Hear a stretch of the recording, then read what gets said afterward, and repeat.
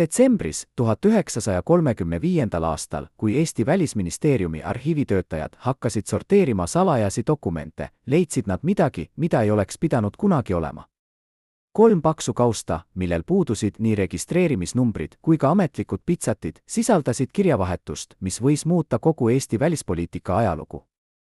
Need olid Ants Piibu isiklikud märkmed tema läbirääkimistest Ameerika Ühendriikide, Suurbritannia ja Prantsusmaa esindajatega, läbirääkimistest, millest ei teadnud isegi president Konstantin Päts.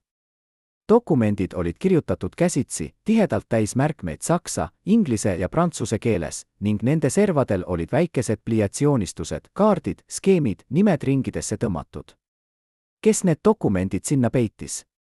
Miks Piip pidas neid salajasena isegi oma kolleegide eest? Ja kõige olulisem, mida täpselt need läbirääkimised sisaldasid, kui isegi Eesti president ei tohtinud neid teada. Need küsimused jäid vastuseta, sest juba järgmisel päeval kadusid kaustad jäljetult, nagu poleks neid kunagi olnudki, ja arhiivitöötajad said range korralduse mitte kunagi enam sellest rääkida. Ants Piip oli mees, kes ei sobinud ühegi lihtsa definitsiooni alla. Tema elu oli täis vastuolusid, mida ta ise ei püüdnud kunagi lahendada, vaid pigem kasutas neid oma eesmärkide saavutamiseks. Sündinud 1888. aastal väikeses Vändra vallas, kus tema isa töötas kohaliku kooli õpetajana, kasvas Piip üles keskkonnas, kus haridus oli peaaegu religioosne väärtus. Tema lapsepõlvekodu oli täis raamatuid, saksa filosoofide teoseid, vene klassikute romaane, prantsuse ajaloolaste uurimusi. Isa, kes oli ise õppinud Tartu Ülikoolis, sisendas pojale mõtte, et väike rahvas saab maailmas püsida ainult siis, kui ta on targem, kiirem ja osavam kui teised. See oli õppetund, mida Ants Piip ei unustanud kunagi, ja see kujundas tema kogu edasise elu filosoofiat. Kuid see, mis tegi Piibust erilise, polnud ainult tema haridus või intelligentsus, see oli tema võime näha maailma sellisena, nagu see võiks olla, mitte sellisena, nagu see oli. Kui Piip astus 1907. aastal Tartu Ülikooli õigusteaduskonda, oli Venemaa impeerium veel tugev ja Eesti iseseisvus tundus paljudele vaid unistusena. Kuid Piip ei olnud unistaja, ta oli strateegiline mõtleja. Tema kursusekaaslased mäletavad, kuidas ta veetis tunde ülikooli raamatukogus, uurides rahvusvahelise õiguse ja diplomaatia ajalugu, otsides vastuseid küsimusele, kuidas väikesed rahvad on suutnud säilitada oma iseseisvust suurte impeeriumide vahel. Ta uuris Šveitsi neutraalsust, Belgia diplomaatilist osavust, Hollandi kaubanduslikku geniaalsust. Tema märkmikud olid täis skeeme ja analüüse, kus ta võrdles erinevate riikide strateegiaid ja otsis mustreid, mida Eesti võiks kasutada. Üks tema professoreid, vana saksa jurist, kes oli õpetanud ka Peterburi ülikoolis, ütles kord, Piip ei õpi õigust selleks, et saada advokaadiks. Ta õpib seda selleks, et ehitada riiki. See oli tõsi, kuigi toona ei osanud keegi ette näha, kui suur roll sellel mehel tuleb mängida. Esimese maailmasõja puhkemine 1914. aastal muutis kõike. Venemaa impeerium hakkas lagunema ja Eesti rahvusliku liikumise juhid mõistsid, et avaneb ajaaken, mis ei pruugi kunagi enam tulla. Piip, kes oli selleks ajaks juba tuntud kui andekas jurist ja terav mõtleja, kutsuti osalema Eesti Maanõukogu töös. Seal, nende koosolekute ajal, kus arutati Eesti tulevikku, hakkas Piip esimest korda avalikult rääkima oma visioonist. Eesti ei tohi jääda ainult Venemaa ja Saksamaa vahele, vaid peab leidma tee läände, Ameerika Ühendriikidesse, Suurbritanniasse, Prantsusmaale. Me ei saa loota ainult oma naabritele, ütles ta ühel koosolekul, sest meie naabrid on alati olnud meie suurimad ohud. Me peame leidma liitlased kaugelt, riikidest, kellel ei ole huvi meid vallutada, vaid kes näevad meis partnerit. See oli radikaalne mõte, sest enamik Eesti poliitikuid keskendus tollal Skandinaaviale ja Balti riikide koostööle. Kuid Piip nägi kaugemale, ta mõistis, et Eesti saatus otsustatakse mitte Riias ega Helsingis, vaid Washingtonis, Londonis ja Pariisis. Kui Eesti kuulutas välja oma iseseisvuse 24. veebruaril 1918. aastal, oli Piip üks neid, kes mõistis, et deklaratsioon paberil ei tähenda veel midagi. Iseseisvus tuli võita mitte ainult lahinguväljal, vaid ka diplomaatilistes saalides. Ja just siin hakkas Piibu tõeline töö. Teda saadeti Londonisse, kus ta pidi veenma Briti valitsust tunnustama Eesti Vabariiki. See oli peaaegu võimatu ülesanne, Suurbritannia oli Venemaa liitlane ja Briti diplomaadid ei tahtnud solvata oma partnerit, tunnustades üht tema endist provintsi. Kuid Piip ei andnud alla. Ta veetis kuid Londonis, kohtudes poliitikute, ajakirjanike, äriinimestega, selgitades neile, et Eesti ei ole bolševike projekt, vaid lääne demokraatia eelpost Ida-Euroopas. Ta rääkis neile Eesti ajaloost, kultuurist, haridussüsteemist. Ta tõi neile statistikat, mis näitas, et Eesti kirjaoskus oli kõrgem kui paljudes Lääne-Euroopa riikides. Ta organiseeris kohtumisi Eesti kunstnike ja kirjanikega, kes olid põgenenud Londonisse. Aeglaselt, samm-sammult, hakkas Briti avalik arvamus muutuma. Kuid Piibu suurim väljakutse ei olnud Londonis ega Pariisis, see oli Washingtonis. Ameerika Ühendriigid olid pärast esimest maailmasõda muutunud maailma võimsaimaks riigiks ja president Woodrow Wilsoni ideed rahvaste enesemääramisõigusest andsid väikestele rahvustele lootust. Piip mõistis, et kui Eesti suudab võita Ameerika toetuse, siis on tema iseseisvus palju turvalisem. 1919. aastal saadeti ta Washingtoni Eesti esindajaks ja seal alanud töö muutis tema elu. Ameerika oli tohutu riik, kus poliitikat tehti teisiti kui Euroopas, siin ei piisanud ainult diplomaatilistest kanalites, vaid tuli võita avalikkuse süda. Piip hakkas rääkima Ameerika ülikoolides, kirjutama artikleid ajalehtedesse, kohtuma äriinimestega, kes võiksid investeerida Eestisse. Ta rääkis neile loost väikesest rahvast, kes võitles oma vabaduse eest ja see lugu kõlas Ameerika kõrvas tuttavalt, kas nad ise ei olnud kunagi võidelnud oma iseseisvuse eest Briti impeeriumi vastu. Piibu töö Washingtonis ei olnud lihtne. Ameerika välisministeerium oli ettevaatlik, nad ei tahtnud sekkuda Euroopa asjadesse rohkem, kui oli vajalik. Kuid Piip leidis liitlasi ootamatutes kohtades. Üks neist oli Herbert Hoover, kes juhtis tollal Ameerika abiprogrammi sõjajärgses Euroopas. Hoover oli mees, kes uskus, et Ameerika kohus on aidata väikeseid rahvaid ja Piip suutis teda veenda, et Eesti väärib toetust. Tänu Hooveri sekkumisele hakkas Eestisse jõudma toiduabi, meditsiinivarustust, laene majanduse taastamiseks. See oli esimene samm, kuid Piip teadis, et see ei piisa, ta vajas ametlikku tunnustust. Ja lõpuks, pärast pikki läbirääkimisi, kuulutas Ameerika Ühendriigid 1921. aastal välja, et nad tunnistavad Eesti Vabariiki de facto. See ei olnud veel täielik tunnustus, kuid see oli piisav, et anda Eestile legitiimsust rahvusvahelisel areenil. Kuid Piibu jaoks oli see alles algus.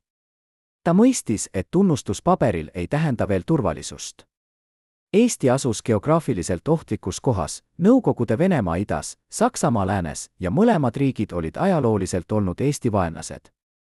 Piip hakkas töötama strateegia kallal, kuidas muuta Eesti väärtuslikuks partneriks läänele, nii et lääs tunneks end kohustatud Eestit kaitsta. Ta soodustas Eesti majandussidemete loomist Ameerika ja Suurbritanniaga, kutsus lääne investoreid Eestisse, organiseeris kultuurivahetusi. Ta mõistis, et mida rohkem on lääneriikidel Eestis majanduslikke ja kultuurilisi huve, seda vähem tõenäoline on, et nad jätavad Eesti hädaolukorras üksi. See oli pikaajaline strateegia, mis nõudis kannatlikkust ja visadust, kuid Piip oli valmis seda tööd tegema. 1923. aastal, kui Piip naasis Eestisse, oli ta juba tuntud kui üks Eesti edukamaid diplomaate. Teda nimetati välisministriks ja sellel positsioonil jätkas ta oma missiooni tugevdada Eesti sidemeid lääneriikidega. Kuid nüüd seisis ta silmitsi uue väljakutsega, Eesti sisepoliitika oli muutumas üha keerulisemaks. Riigis kasvas rahulolematuse tase, majandus oli ebastabiilne ja äärmuslikud liikumised, nii vasakult kui paremalt, hakkasid võimu võitma. Piip, kes oli alati olnud mõõdukas ja pragmaatiline, leidis end olukorras, kus ta pidi valima, kas jääda truuks oma demokraatlikele põhimõtetele või toetada tugevamat võimu, mis võiks tagada stabiilsuse. See oli dilemma, mis saatis teda kogu ülejäänud elu. Üks Piibu lähimaid kaastöötajaid, kes töötas temaga välisministeeriumis, meenutab, kuidas Piip veetis tunde oma kabinetis, uurides kaarte ja dokumente, otsides vastuseid küsimusele, kuidas kaitsta Eestit tulevaste ohtude eest. Ta oli obsesseeritud geopoliitikaga, ütleb see inimene. Ta mõistis, et Eesti saatus ei sõltu ainult sellest, mida me ise teeme, vaid ka sellest, mida teevad suurriigid. Ja ta püüdis leida viise, kuidas mõjutada nende otsuseid. Piip uskus, et diplomaatia ei ole ainult läbirääkimiste kunst, vaid ka informatsioonisõda, võime kujundada teiste riikide arusaama Eestist. Ta investeeris palju ressursse propaganda ja avalike suhete kampaaniatesse läänes, püüdes luua Eestist kuvandi stabiilse, demokraatliku, läänemeelse riigina. See oli strateegia, mis nõudis pidevat tähelepanu ja ressursse, kuid Piip uskus, et see on hädavajalik. Kuid mida rohkem Piip töötas Eesti rahvusvahelise positsiooni tugevdamise kallal, seda rohkem ta mõistis, et Eesti siseprobleemid võivad kõik tema pingutused nurjata. Riigis kasvas toetus Vabadussõjalaste liidule, liikumisele, mis nõudis tugevat kätt ja autoritaarset juhtimist. Piip, kes oli alati olnud demokraatia pooldaja, oli mures. Ta kartis, et kui Eesti muutub diktatuuriks, siis kaotab ta lääne toetuse. Kuid samal ajal mõistis ta, et kaos ja ebastabiilsus on veel suurem oht, see oli vastuolu, mida ta ei suutnud kunagi täielikult lahendada, ja see jättis tema südamesse haava, mis ei paranenud kunagi. Kas ta tegi õigeid valikuid? Kas ta oleks pidanud rohkem võitlema demokraatia eest? Need küsimused jäid teda vaenavad kuni tema elu lõpuni. 35 aastat pärast Ants Piibu surma, 1985. aastal, kui Nõukogude Liit oli veel olemas ja Eesti oli osa sellest, ilmus Stockholmis väike raamat, mida müüdi ainult Eesti pagulaste ringkondades. Raamatu autor oli endine Eesti diplomaat, kes oli põgenenud läände pärast teist maailmasõda ja kes oli töötanud koos Piibuga Välisministeeriumis 30ndate alguses. Raamat kandis pealkirja Mees, kes teadis liiga palju ja see sisaldas väiteid, mis olid nii šokeerivad, et isegi pagulasringkonnad ei julgenud neid avalikult arutada. Autor väitis, et Piip oli juba 1930ndate keskel teadnud, et Eesti iseseisvus on ohus, mitte ainult Nõukogude Liidu, vaid ka Saksamaa poolt. Veel enam, autor väitis, et Piip oli pidanud salajasi läbirääkimisi Briti luureteenistusega, püüdes luua plaani Eesti valitsuse evakueerimiseks Londonisse juhul, kui riik okupeeritakse. Need läbirääkimised olid nii salajased, et isegi Eesti president ei teadnud nendest. Kas see oli tõsi? Kas Piip tõesti pidas salajasi läbirääkimisi, millest ta ei rääkinud oma kolleegidele? Ja kui jah, siis miks? Kas ta ei usaldanud oma valitsust? Või kartis ta, et informatsioon lekib ja ohustab kogu plaani? Raamatu ilmumine tekitas pagulasringkondades suure skandaali. Mõned süüdistasid autorit valetamises, teised väitsid, et ta oli Nõukogude agent, kes püüdis määrida Piibu mainet. Kuid olid ka need, kes uskusid, et lugu võib olla tõsi. Üks endine Eesti saadik, kes oli töötanud Londonis samal ajal kui Piip, ütles intervjuus, Piip oli mees, kes mängis pikka mängu. Ta ei rääkinud kunagi kõike, mida ta teadis. Ta hoidis alati midagi varuna. See oli tõsi, Piip oli tuntud oma diskreetsuse poolest. Ta ei pidanud päevikut, ta ei kirjutanud memuaare, ta ei jaganud oma mõtteid avalikult. Kõik, mis meist temast teame, tuleb teiste inimeste mälestustest ja ametlikest dokumentidest. Kuid need dokumendid ei räägi kunagi kogu lugu. Nad ei räägi sellest, mida Piip mõtles öösiti, kui ta istus üksi oma kabinetis ja vaatas kaarti, kus Eesti oli väike punkt kahe suure impeeriumi vahel. Nad ei räägi sellest, milliseid ohvreid ta pidi tegema, milliseid kompromisse ta pidi sõlmima, milliseid saladusi ta pidi hoidma. Piibu karjäär jõudis oma tippu 1925. aastal, kui teda nimetati Eesti peaministriks. See oli positsioon, mida ta oli ammu soovinud, kuid mis tuli keerulises olukorras. Eesti majandus oli ebastabiilne, poliitiline süsteem oli killustunud ja rahvusvaheline olukord muutus üha ohtlikumaks. Nõukogude Liit tugevnes, Saksamaal tõusis võimule natsionaalsotsialistlik partei ja Euroopa liikus aeglaselt uue sõja poole. Piip mõistis, et Eesti ainus lootus on jääda neutraalseks ja hoida häid suhteid kõigi suurriikidega. Kuid see oli peaaegu võimatu ülesanne, kuidas saad olla sõber nii Nõukogude Liiduga kui ka Saksamaaga, kui need kaks riiki on üksteise vaenlased. Kuidas saad säilitada lääne toetuse, kui pead samal ajal tegema kompromisse idanaabriga? Peaministrina püüdis Piip tasakaalustada neid vastuolulisi nõudmisi. Ta jätkas Eesti majandussidemete tugevdamist lääneriikidega, kuid samal ajal sõlmis ta kaubanduslepinguid Nõukogude Liiduga. Ta toetas Eesti sõjalise neutraalsuse poliitikat, kuid samal ajal moderniseeris ta Eesti kaitseväge. Ta rääkis avalikult demokraatia väärtustest, kuid samal ajal tegi ta koostööd autoritaarsete liikumistega, kui see tundus vajalik stabiilsuse tagamiseks. Need olid valikud, mis tekitasid palju kriitikat, nii tollal kui ka hiljem. Mõned süüdistasid teda nõrkuses, teised oportunismis. Kuid Piip ise nägi end pragmaatikuna, kes tegi seda, mis oli vajalik Eesti ellujäämiseks. Idealism on ilus, ütles ta kord ühes kõnes, kuid idealism ei kaitse sind tankide eest.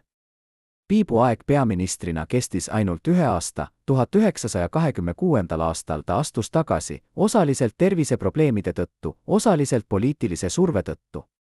Kuid ta ei lahkunud poliitikast, ta jätkas tööd välisministrina ja diplomaadina, reisides pidevalt Euroopas ja Ameerikas, püüdes hoida Eesti rahvusvahelist positsiooni. Need olid aastad, mil ta töötas kõige intensiivsemalt, reisides kuust kuusse, kohtudes sadade inimestega, kirjutades lugematuid raporteid ja memorandume. Tema tervis hakkas kannatama, ta oli alati olnud habras ja pidev stress ja reisimine võtsid oma tulu. Kuid ta ei peatunud.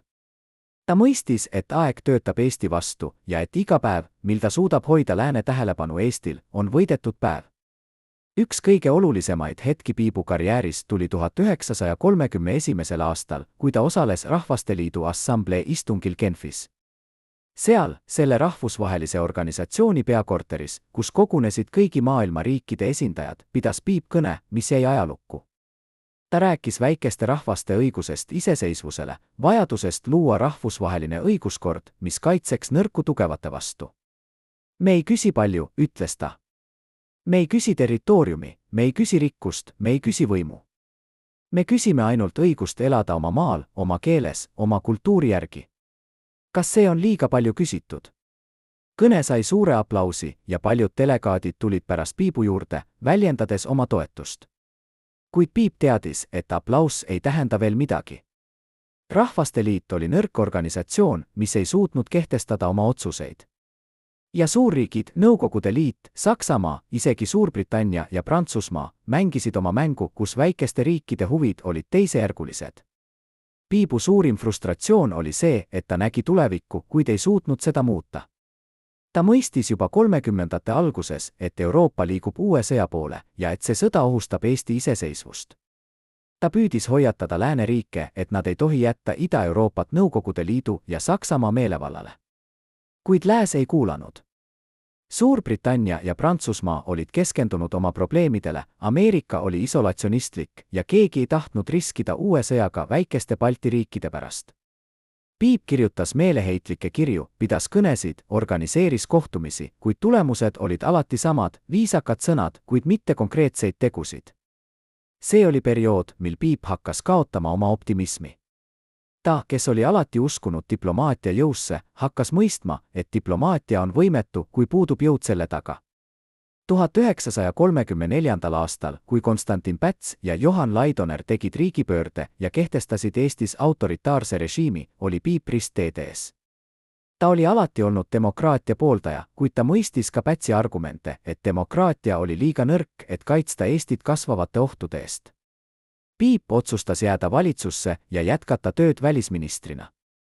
See oli valik, mida paljud kritiseerisid, kuidas saab demokraatia pooldaja teenida diktatuuri. Kuid Piip nägi seda teisiti. Ta uskus, et tema kohalolek valitsuses võib aidata mõõdukust säilitada, et ta saab jätkata Eesti rahvusvahelise positsiooni kaitsmist. Kas ta tegi õige valiku? Ajaloolased vaidlevad selle üle siiani. Mõned näevad teda pragmaatikuna, kes tegi seda, mis oli vajalik. Teised näevad teda oportunistina, kes ohverdas oma põhimõtted karjääri nimel. Kuid üks asi on kindel, Piip ei lõpetanud kunagi võitlemist Eesti eest. Isegi Pätsi režiimi all jätkas ta oma missiooni, reisides läände, kohtudes diplomaatide ja poliitikutega, püüdes hoida Eesti rahvusvahelisel kaardil.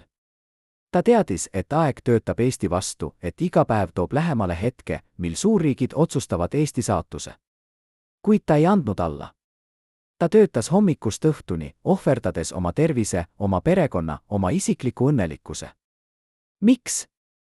Miks see mees, kes oleks võinud elada mugavat elu professori või advokaadina, valis selle raske tee? Mis motiveeris teda jätkama, kui kõik tundus lootusetuna? 1986. aastal, 50 aastat pärast Eesti iseseisvuse kaotust, andis üks endine CIA agent esimest korda intervjuu, kus ta rääkis oma tööst Balti riikide küsimuses Teise maailmasõja ajal. Intervjuu avaldati väikeses akadeemilises ajakirjas, mida luges vähe inimesi, kuid see, mida agent rääkis, oli šokeeriv. Ta väitis, et 1939. aastal, vaid mõned kuud enne Molotov-Ribbentropi pakti allkirjastamist, võttis Ants Piip salaja ühendust Ameerika luureteenistusega. Piip oli selleks ajaks juba mõistnud, et Eesti iseseisvuse päevad on loetud ja ta otsis viise, kuidas korraldada Eesti valitsuse ja võtmeisikute evakueerimist läände. Agent väitis, et Piip kohtus CIA eelkäija, Office of Strategic Services esindajaga Stockholmis ja et nad arutasid detailset plaani, kuidas luua eksiilvalitsus, mis jätkaks Eesti esindamist pärast okupatsiooni. Kuid plaan ei realiseerunud kunagi, osaliselt seetõttu, et Ameerika ei tahtnud provotseerida Nõukogude Liitu, osaliselt seetõttu, et sündmused arenesid liiga kiiresti. Kas see lugu on tõsi? Kas Piip tõesti võttis ühendust Ameerika luurega? Ja kui jah, siis miks ta ei rääkinud sellest kellelegi Eestis? Kas ta kartis, et informatsioon lekib? Või kartis ta, et teda süüdistatakse reetmises? See lugu, kui see on tõsi, heidab uut valgust Piibu viimasele perioodile. See näitab meest, kes oli valmis tegema kõike, et kaitsta Eesti tulevikku, isegi kui see tähendas salajaste tehingute tegemist, millest ta ei saanud rääkida. See näitab meest, kes mõistis, et diplomaatia ei ole alati avalik kunst, vaid sageli toimub see varjudes, salajastes kohtumistes, kooditud sõnumites. Piibu kolleegid mäletavad, et tema viimased aastad enne sõda olid täis ärevust ja stressi. Ta rääkis vähe, ta oli sageli üksi oma kabinetis, ta reisis pidevalt, kuid ei rääkinud kunagi täpselt, mida ta tegi. Ta kandis kogu maailma raskust oma õlgadel, ütleb üks tema lähedane sõber.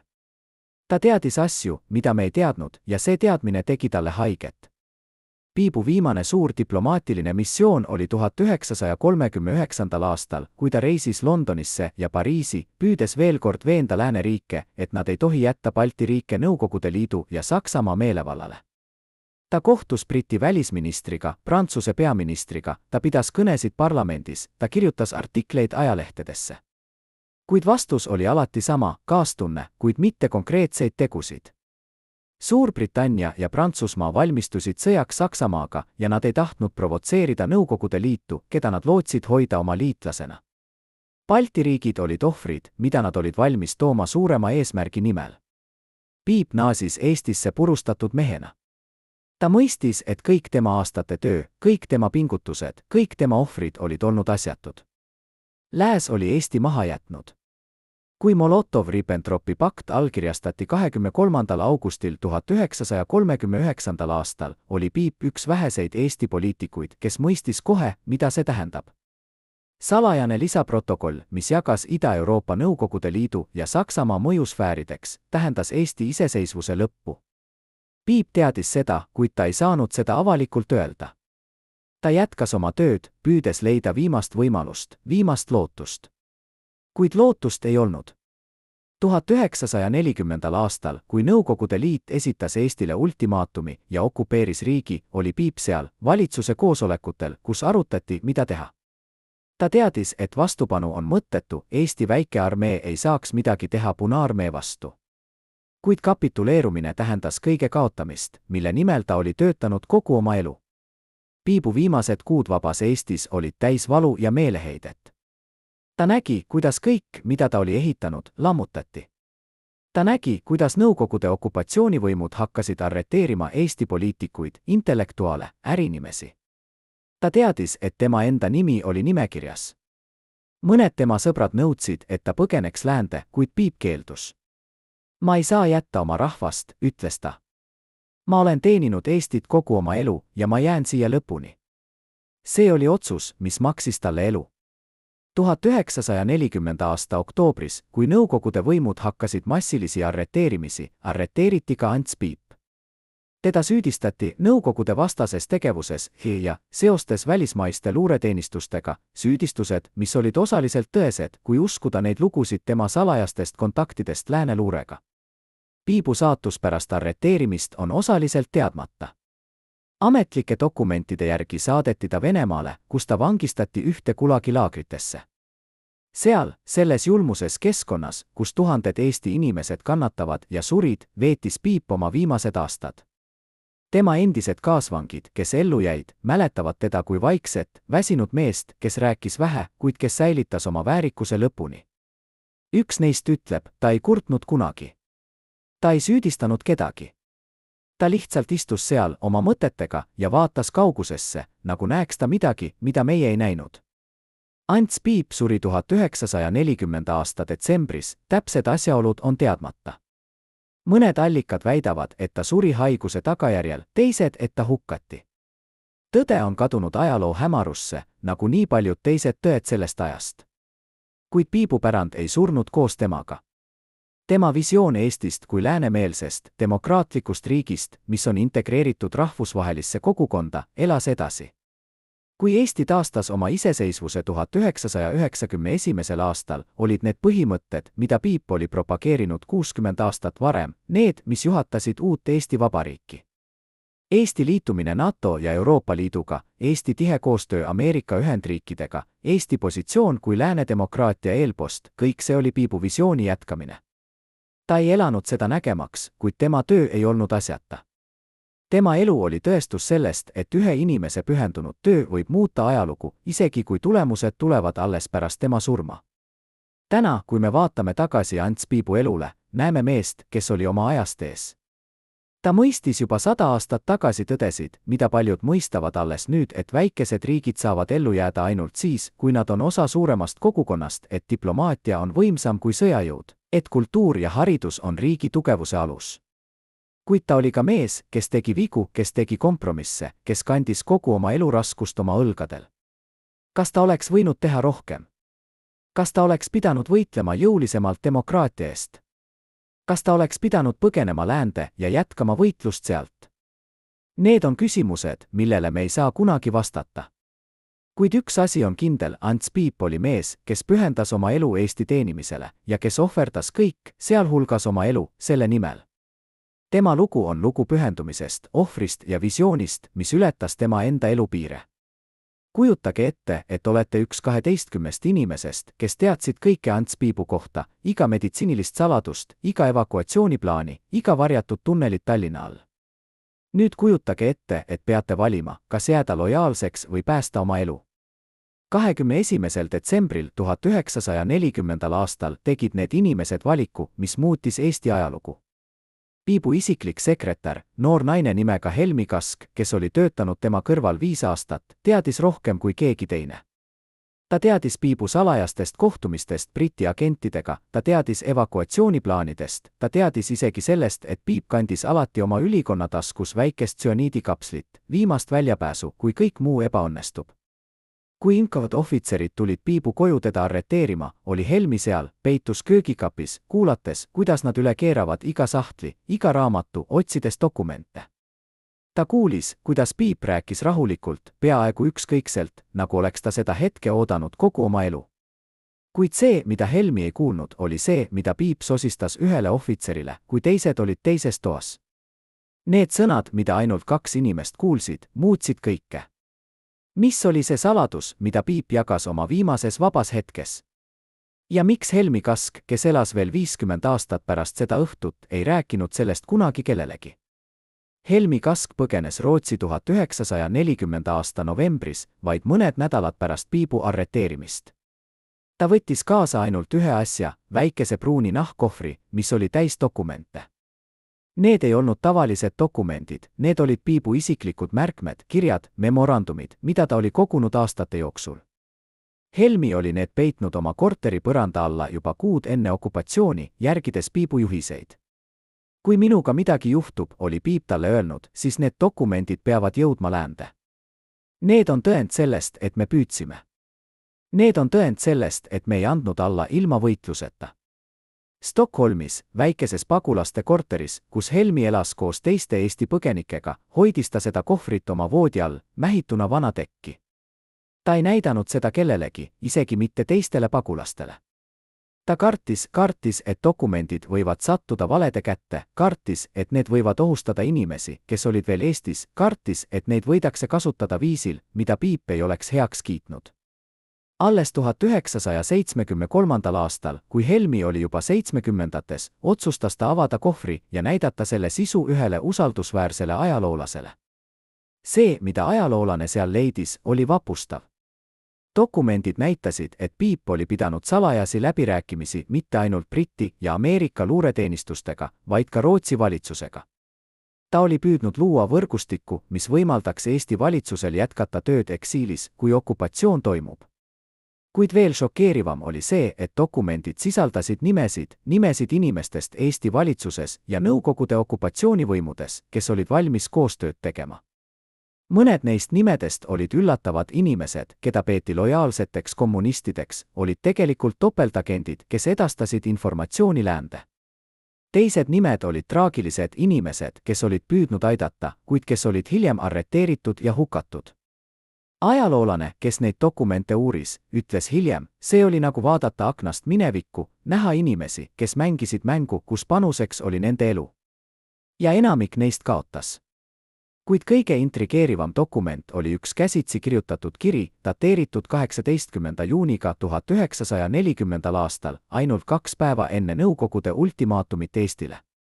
Kiri oli adresseeritud sõbrale Londonis ja see oli krüpteeritud, kirjutatud koodis, mida ajaloolane pidi kuid dešifreerima. Kui ta lõpuks koodi murdis, oli sisu šokeeriv. Piip kirjutas, et ta oli saanud informatsiooni usaldusväärsest allikast Moskvas, allikas, kelle nime ta ei maininud, et Nõukogude Liit plaanib okupeerida Balti riigid järgmise 2 nädala jooksul. Kuid veel olulisem oli see, et Piip kirjutas, meie ainus lootus on see, et lääs sekkub. Kuid ma kardan, et nad ei sekku. Ma olen teinud kõik, mida saan. Kui see kiri jõuab teieni, siis ma olen tõenäoliselt juba vang või surnud. Kuid te peate jätkama. Te peate rääkima maailmale, mis siin toimus. Te ei tohi lasta sellel unustada. Kes oli see sõber Londonis? Kas ta sai selle kirja kätte? Ja kui jah, siis mida ta sellega tegi? Helmi Kask suri 1981. aastal, viies oma saladused hauda. Kuid enne surma andis ta veel ühe intervjuu, kus ta rääkis Piibu viimastest päevadest enne arreteerimist. Ta oli muutunud, ütles Helmi. Ta, kes oli alati olnud nii enesekindel, nii kontrollitud, oli muutunud ärevaks, peaaegu paranoiliseks. Ta kontrollis pidevalt, kas keegi jälgib teda. Ta põletas dokumente oma kabineti kaminas. Ta rääkis vähe, kuid kui ta rääkis, siis ta rääkis surmast. Mitte hirmuga, vaid peaaegu rahuga, nagu oleks ta juba leppinud oma saatusega. Helmi mäletas ühte konkreetset hetke, see oli nädal enne arreteerimist, kui Piip kutsus ta oma kabinetti ja andis talle kohvri dokumentidega. Ta vaatas mulle otsa, ütles Helmi, ja ta ütles, Helmi, sina oled ainus inimene, keda ma usun. Need dokumendid on olulisemad kui minu elu. Kui minuga midagi juhtub, siis sa pead need viima Rootsi. Sa pead andma need kellelegi, kes saab neid kasutada õigesti. Ma küsisin temalt, miks ta ei põgene ise. Ta naeratas kurvalt ja ütles, sest keegi peab jääma. Keegi peab näitama, et me ei põgenenud. Keegi peab kandma seda risti. See rist, millest Piip rääkis, oli midagi enamat kui lihtsalt vastutus. See oli koorem, mida ta oli kandnud kogu oma elu, koorem teadmisest, et tema otsused mõjutavad tuhandete inimeste elusid, koorem võimatusest päästa kõiki, koorem kompromissidest, mida ta oli pidanud tegema. Piibu lähedased sõbrad mäletavad, et ta rääkis sageli oma teepattudest, otsustest, mida ta oli teinud ja mida ta kahetses. Üks neist otsustest oli seotud Vabadussõjalaste liidu mahasurumisega 1934. aastal. Piip oli olnud osa valitsusest, mis oli toetanud Pätsi riigipööret, ja kuigi ta oli avalikult põhjendanud seda vajadusega stabiilsuse järele, oli ta privaatselt väljendanud kahtlusi. Kas me tegime õigesti, küsis ta kord ühelt oma lähedaselt sõbralt. Kas me päästsime demokraatia, hävitades demokraatia? Või oleme me lihtsalt asendanud ühe diktatuuri teisega? Need olid küsimused, mis piinasid teda lõpuni. Kuid Piibu suurim debatt, nagu ta ise seda nimetas, oli seotud tema suhetega Nõukogude Liiduga. 30ndate keskel, kui Eesti püüdis säilitada häid suhteid nii lääneriikide kui ka Nõukogude Liiduga, oli Piip pidanud läbirääkimisi Moskva esindajatega. Need läbirääkimised olid delikaatsed, Nõukogude Liit nõudis järeleandmisi, mida Eesti ei saanud teha ilma oma iseseisvust ohustamata, kuid keeldumine võis provotseerida agressiooni.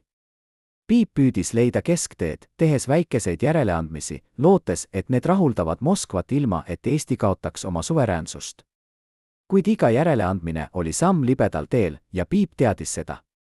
Üks dokument, mis leiti Helmi kohvrist, oli Piibu isiklik märkus, kirjutatud pärast ühte eriti rasket läbirääkimist Moskva saadikuga.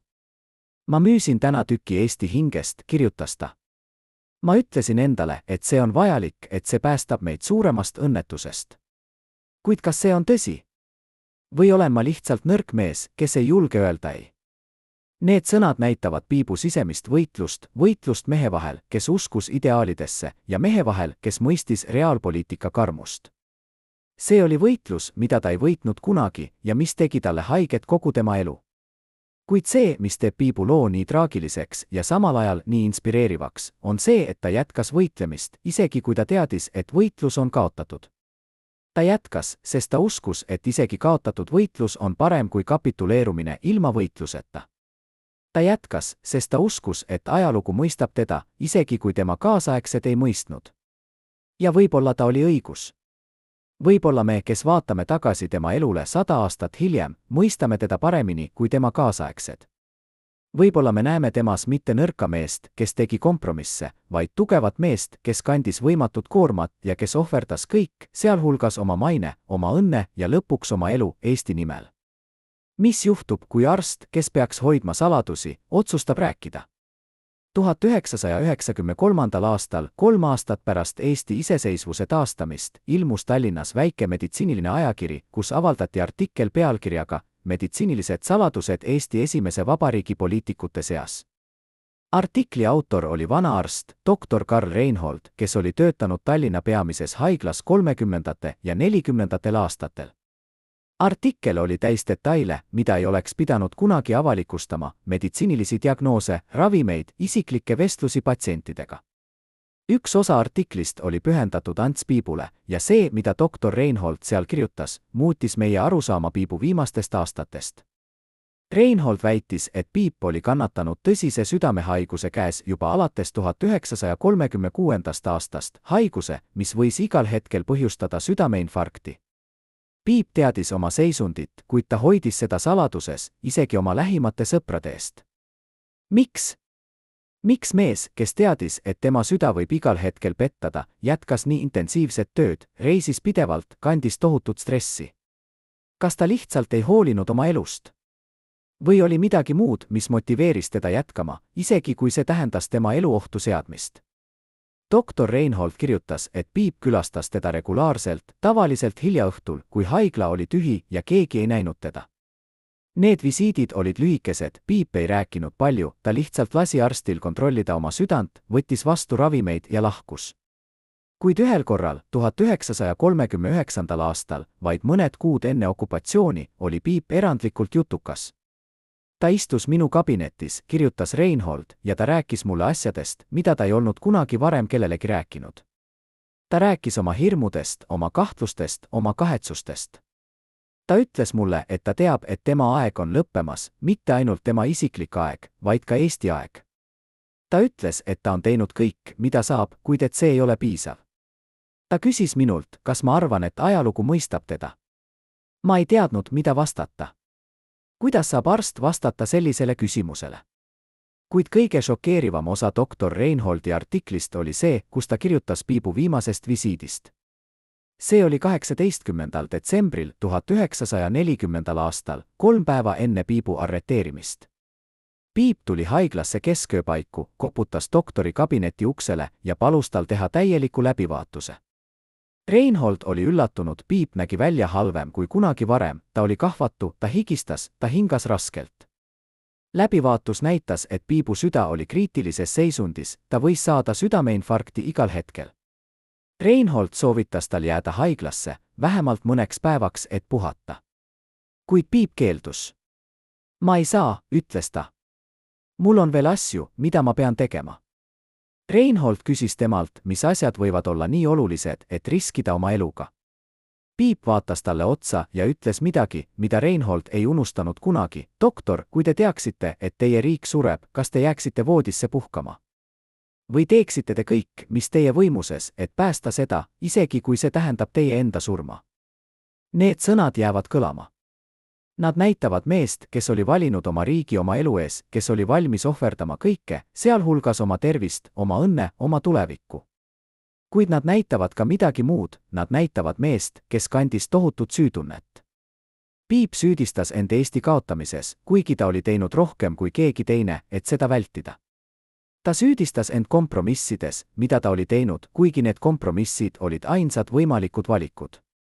Ta süüdistas end selles, et ta ei suutnud veenda lääneriike sekkuma, kuigi mitte keegi ei oleks saanud seda teha. See süütunne oli see, mis tappis teda, mitte ainult füüsiliselt, vaid ka vaimselt. Doktor Reinhold kirjutas, ma nägin paljusid inimesi suremas minu karjääri jooksul, kuid ma ei näinud kunagi kedagi, kes suri nii aeglaselt ja nii valusalt kui Ants Piip. Ta suri iga päev, natuke rohkem, kuni lõpuks ei olnud enam midagi järel. Piibu meditsiiniline seisund oli saladus, mida hoidsid ainult mõned inimesed, doktor Reinhold, Helmi Kask ja võib-olla veel paar lähedast sõpra. Kuid see saladus selgitab palju. See selgitab, miks Piip oli nii intensiivne oma töös, ta teadis, et tal ei ole palju aega. See selgitab, miks ta võttis nii palju riske, ta teadis, et tal ei ole midagi kaotada. See selgitab, miks ta keeldus põgenemast läände, ta teadis, et ta ei elaks kaua niikuinii ja ta tahtis surra Eestis, mitte võõrsil. Kuid see tõstatab ka küsimuse, kas Piibu otsused olid ratsionaalsed või olid need haige mehe meeleheitlikud teod. Kas ta oleks teinud teistsuguseid valikuid, kui ta oleks olnud terve? Me ei saa kunagi teada, kuid see küsimus on oluline, sest see mõjutab seda, kuidas me hindame tema pärandit. Doktor Reinholdi artikkel tekitas Eestis suure skandaali. Paljud süüdistasid teda meditsiinilise saladuse rikkumises, teised ütlesid, et ta määrib Piibu mälu. Kuid olid ka need, kes tänadasid teda tõe rääkimise eest. Üks neist oli Helmi Kask, kes kirjutas Reinholdile kirja, kus ta ütles, te tegite õigesti. Inimesed peavad teadma, millise hinnaga Piip maksis. Nad peavad mõistma, et ta ei olnud lihtsalt poliitik või diplomaat, ta oli inimene, kes ohverdas oma tervise, oma õnne, oma elu. Ja nad peavad küsima endalt, kas nad oleksid valmis tegema sama. See on küsimus, mida me kõik peaksime endale esitama. Kas me oleksime valmis ohverdama kõike oma riigi nimel? Kas me oleksime valmis jätkama, isegi kui me teaksime, et võitlus on kaotatud? Kas me oleksime valmis surema aeglaselt, valusalt, kandma tohutut süütunnet, lootuses, et võib-olla kuidagi meie ohver teeb vahet? Igal suurel mehel on keegi, kes teda reetas. Igal liidril on keegi tema ringkonnas, kes ootas õiget hetke, et lüüa. Ants Piibu puhul oli see mees nimega Eduard Laaman, ajaloolane, diplomaat, Piibu lähedane kolleeg ja sõber üle 20 aasta. Laaman oli olnud Piibu kõrval paljudes missioonides, ta oli töötanud Välisministeeriumis, ta oli olnud osa Eesti delegatsioonist Rahvasteliidu Assamblee istungitel. Nad olid jaganud hotellitube, sõitnud koos rongides läbi Euroopa, arutanud strateegiaid kuni hilistesse öötundidesse. Kuid 1940. aastal, kui Nõukogude okupatsioon algas, tegi Laaman valiku, mis muutis kõike. Ta otsustas koostööd teha okupatsioonivõimudega. Miks? Mis pani mehe, kes oli pühendanud oma elu Eesti iseseisvusele, reetma oma sõpra ja oma riiki? Kas see oli hirm? Kas see oli ambitsioon? Või oli see midagi muud, midagi keerulisemat, mida me ei saa kunagi täielikult mõista? Laamani reetmine ei olnud dramaatiline ega äkki. See oli aeglane protsess, mis algas väikeste sammudega ja mis lõppes täieliku kapituleerumisega. Esimesed märgid tulid juba 1940. aasta juunis, kui Nõukogude väed okupeerisid Eesti. Laaman, kes oli olnud üks neid, kes kõige valjemini kritiseeris kommunismi, muutis äkki vaikseks. Ta lõpetas oma avalikud kõned, ta hakkas vältima oma endisi kolleege, ta hakkas kohtuma inimestega, keda ta oli varem põlanud. Piip märkas seda muutust, kuid ta ei öelnud midagi. Võib-olla ta lootis, et see on ajutine, et Laaman lihtsalt püüab ellu jääda. Kuid tõde oli palju hullem. Laaman ei püüdnud lihtsalt ellu jääda, ta püüdis õitseda uues režiimis. Ta hakkas kirjutama artikleid, kus ta kiitis Nõukogude süsteemi, ta hakkas andma loenguid, kus ta selgitas, miks Eesti iseseisvus oli olnud viga, miks liitumine Nõukogude Liiduga oli ainus õige tee. Kuid Laamani suurim reetmine tuli oktoobris 1940. aastal, kui NKVD hakkas arreteerima Eesti endisi poliitikuid ja intellektuaale. Laaman kutsuti NKVD peakorterisse, kus teda küsitleti tema endiste kolleegide kohta. Ja seal, selles külmas, hirmutavas ruumis, tegi Laaman valiku, mis määras paljude inimeste saatuse. Ta rääkis Piibu salajastest kohtumistest lääne agentidega, ta rääkis evakuatsiooniplaanidest, ta rääkis dokumentidest, mida Piip oli peitnud. Ta andis neile nimesid, kuupäevi, kohti. Ta andis neile kõik, mida nad vajasid, et ehitada üles süüdistus Piibu vastu. Miks ta seda tegi? Üks versioon on see, et teda ähvardati, et NKVD ütles talle, et kui ta ei tee koostööd, siis tema pere kannatab. Teine versioon on see, et talle lubati midagi, positsioon uues režiimis, turvalisus, privileegid. Kolmas versioon, kõige kurvem, on see, et ta tegi seda lihtsalt seetõttu, et ta oli nõrk, et ta ei suutnud vastu panna survele, et ta valis oma elu oma sõpra ees. Piibu arreteerimise päeval, kui NKVD ohvitserid tulid tema koju, oli Laaman seal, mitte füüsiliselt, kuid tema varjus oli seal. Iga süüdistus, mida nad esitasid, oli põhinenud informatsioonil, mida Laaman oli andnud. Iga dokument, mida nad otsisid, oli dokument, mille asukohast Laaman oli rääkinud. Piip mõistis seda kohe. Kui ohvitserid lugesid talle ette süüdistusi, nägi Piip Laamani kätt igas lauses. Kuid ta ei öelnud midagi. Ta ei süüdistanud Laamanit, ta ei nimetanud tema nime, ta ei püüdnud end kaitsta. Ta lihtsalt kuulas vaikselt ja läks rahulikult koos ohvitseridega. Miks? Miks ta ei võidelnud? Miks ta ei püüdnud paljastada Laamani reetmist? Võib-olla seetõttu, et ta mõistis, et see ei muudaks midagi. Võib-olla seetõttu, et ta teadis, et Laaman oli lihtsalt üks paljudest, kes olid valinud ellujäämise lojaalsuse ees. Või võib-olla seetõttu, et ta ei tahtnud anda NKVD-le rahuldust näha teda võitlevat. Laamani saatus pärast Piibu arreteerimist on irooniline ja traagiline. Ta sai, mida ta tahtis, positsiooni uues režiimis. Teda nimetati Tallinna Ülikooli ajaloo professoriks, ta sai kirjutada raamatuid, ta sai elada suhteliselt mugavat elu. Kuid see mugavus tuli hinnaga. Ta pidi kirjutama ajalugu nii, nagu Nõukogude võimud tahtsid, moonutama fakte, varjates tõdesid, kiites süsteemi, mida ta teadis olevat vale. Ja ta pidi elama teadmisega, et ta oli reetunud oma sõpra, oma kolleege, oma riiki. See teadmine sõi teda seestpoolt. Tema endised tudengid mäletavad, et ta oli sageli joobnud, et ta rääkis segaselt, et ta näis olevat pidevalt millegi eest põgenemas. Üks neist tudengidest kirjutas hiljem, professor Laaman oli nagu kummitus, ta oli seal füüsiliselt, kuid tema vaim oli kuskil mujal, kuskil, kus ta ei saanud kunagi tagasi minna. 1953. aastal, 13 aastat pärast Piibu surma, suri ka Eduard Laaman. Ametlikult oli surma põhjuseks südameatakk, kuid need, kes teda tundsid, ütlesid, et ta suri süütundest. Tema viimased aastad olid täis alkoholi, depressiooni, isolatsiooni. Ta ei rääkinud enam kellegagi oma minevikust, ta ei kohtunud oma endiste kolleegidega, ta elas üksi väikeses korteris, täis raamatuid, mida ta ei lugenud enam. Üks tema viimane tegu oli kirjutada kiri, mida ta ei saatnud kunagi kellelegi, kuid mis leiti pärast tema surma tema lauasahtlist. Kirjas ta tunnistas oma reetmist. Ta kirjutas, ma tean, et ma ei saa kunagi andestust. Ma tean, et ajalugu mõistab mind hukka. Kuid ma tahan, et keegi teaks tõde. Ma ei teinud seda, sest ma olin kuri. Ma tegin seda, sest ma olin nõrk. Ma kartsin. Ma kartsin surma, ma kartsin valu, ma kartsin kaotada kõike, mida ma olin. Ja selles hirmus tegin ma valiku, mida ma kahetsen iga päev oma elus. Kui ma saaksin tagasi minna, ma teeksin teisiti. Kuid ma ei saa. Ja nüüd ma pean elama selle valikuga, kuni ma suren. See kiri on üks kõige traagilisemaid dokumente Eesti ajaloost. See näitab, et reetmine ei ole alati lihtne valik kurja ja hea vahel, sageli on see valik hirmu ja julguse vahel, nõrkuse ja tugevuse vahel.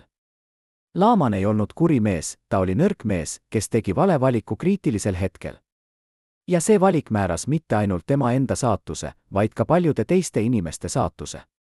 Piibu lugu ja Laamani lugu on kaks poolt samast mündist, üks näitab, mida tähendab ohverdada kõike oma põhimõtete nimel, teine näitab, mida tähendab kaotada kõik, kui sa reedad oma põhimõtteid.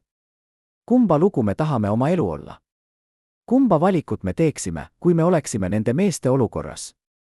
Need on küsimused, millele ei ole lihtsaid vastuseid, kuid mida me peame endale esitama, kui tahame mõista, mis teeb inimesest kangelase ja mis teeb inimesest reeturi.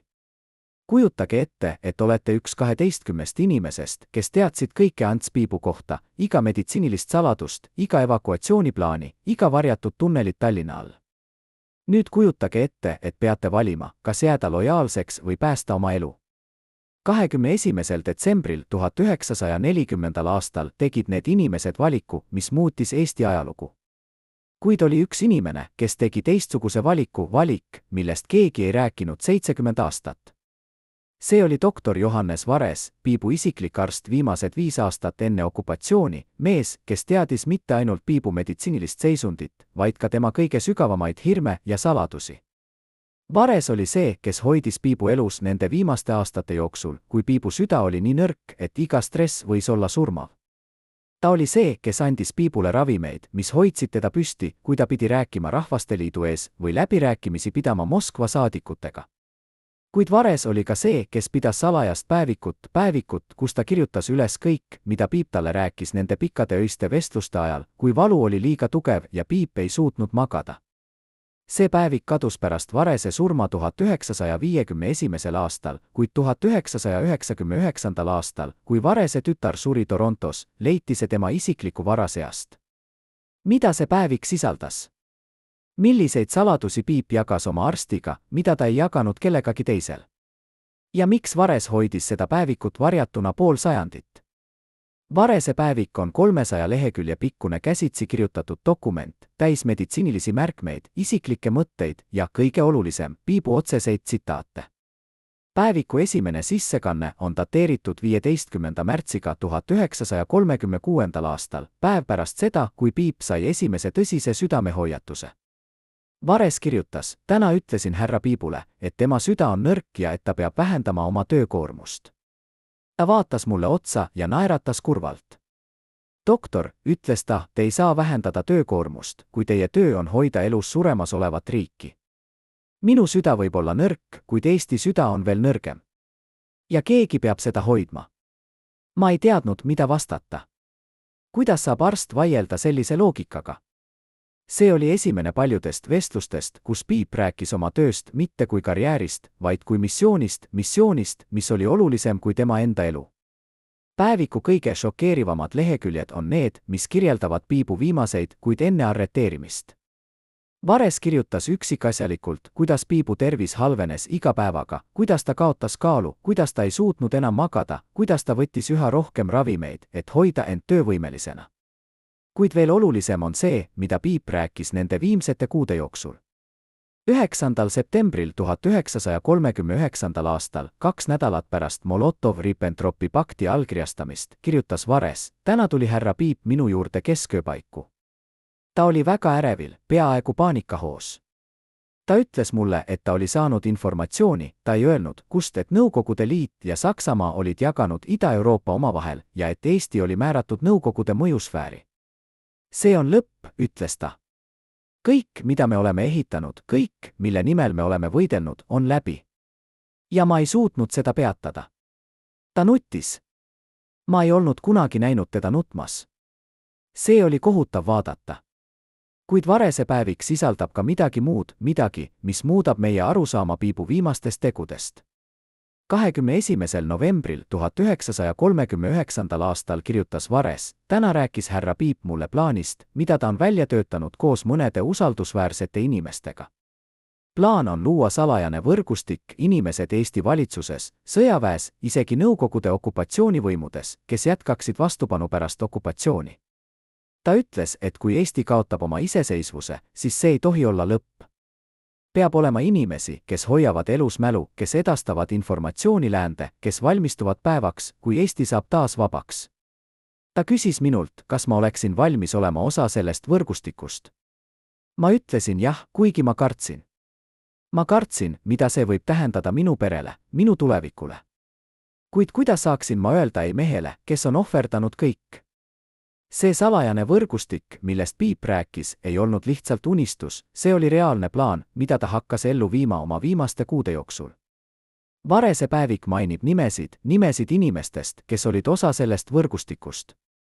Mõned neist nimedest on tuntud inimesed, kes hiljem said tuntud kui vastupanuliikumise liikmed või kes põgenesid läände ja jätkasid võitlust sealt. Kuid teised nimed on üllatavad inimesed, keda peeti lojaalseteks Nõukogude režiimile, kuid kes tegelikult töötasid varjus, edastades informatsiooni, aidates põgenikke, säilitades dokumente. Üks neist nimedest on Eduard Laaman, jah, sama Laaman, kes reetis Piibu UNKVD-le. Kuidas see on võimalik? Kuidas saab sama inimene olla nii reeturi kui ka vastupanuliikumise liige? Varese päevik pakub võimaliku selgituse. Härra Piip ütles mulle, et Laaman on keeruline juhtum. ta on nõrk mees, kuid ta ei ole kuri mees. Piip usub, et Laaman teeb koostööd okupatsioonivõimudega, kuid ainult selleks, et kaitsta võrgustikku. ta ohverdab oma maine, et hoida teisi turvalisena. see on kõige raskem roll, olla see, keda kõik vihkavad, kuid kes tegelikult teenib suuremat eesmärki. kas see on tõsi? kas Laamani reetmine oli tegelikult osa suuremast plaanist? kas Piip teadis, et Laaman annab teda välja ja kas ta aktsepteeris seda kui vajalikku ohvrit? Varese päevik ei anna selget vastust, kuid see tõstatab võimaluse, et Piibu lugu on palju keerulisem, kui me oleme arvanud. Võib-olla Piip ei olnud lihtsalt ohver, kes läks vaikselt oma saatuse vastu, võib-olla ta oli strateegiline mõtleja, kes mängis pikka mängu, kes ohverdas end, et kaitsta midagi suuremat. Võib-olla tema arreteemine ei olnud lõpp, vaid algus võrgustikule, mis jätkas tööd tema surma järel, algus vastupanule, mis kestis aastakümneid, algus loole, mis lõpuks viis Eesti iseseisvuse taastamiseni. Kuid varese päevik sisaldab ka traagilisi detaile Piibu füüsilisest ja vaimsest kannatusest nende viimaste kuude jooksul. Vares kirjutas, et Piip võttis iga päev üle 20 erineva ravimeid südame jaoks, ravimeid valu vastu, ravimeid une jaoks, ravimeid ärevuse vastu. ta oli muutunud ravimite kuhilaks, kirjutas Vares. tema keha oli nii täis kemikaale, et ma kartsin, et ta ei ela enam kaua. kuid ta keeldus peatumast. ta ütles mulle, et valu on hind, mida ta peab maksma. ta ütles, et iga päev, mil ta suudab jätkata, on päev, mil ta saab teha veel midagi Eesti heaks. see oli mees, kes oli valinud kannatuse elu ees, kes oli valinud missiooni mugavuse ees, kes oli valinud ohvri ellujäämise ees. kas see oli kangelastegu või hullumeelsus? kas me peaksime teda imetlema või kahetsema? Need on küsimused, millele ei ole lihtsaid vastuseid. Varese päeviku viimane sissekanne on dateeritud 21. detsembriga 1940. aastal, päev enne Piibu arreteerimist. Vares kirjutas, täna oli härra Piibu viimane visiit. ta tuli minu juurde hilja õhtul, nagu alati. kuid seekord oli ta erinev. ta oli rahulik, peaaegu rahulolevgi. ta ütles mulle, et ta on teinud kõik, mida saab. ta ütles, et ta on valmis selleks, mis tuleb. ta andis mulle ümbriku ja ütles, et ma peaksin selle avama ainult siis, kui ma kuulen, et ta on arreteeritud. Siis ta kallistas mind esimest korda meie 5 aasta jooksul ja ta ütles, tänan teid, doktor. Te hoidsite mind elus piisavalt kaua, et ma saaksin lõpetada oma töö. Nüüd on teie kord jätkata. Siis ta lahkus. Ma ei näinud teda enam kunagi.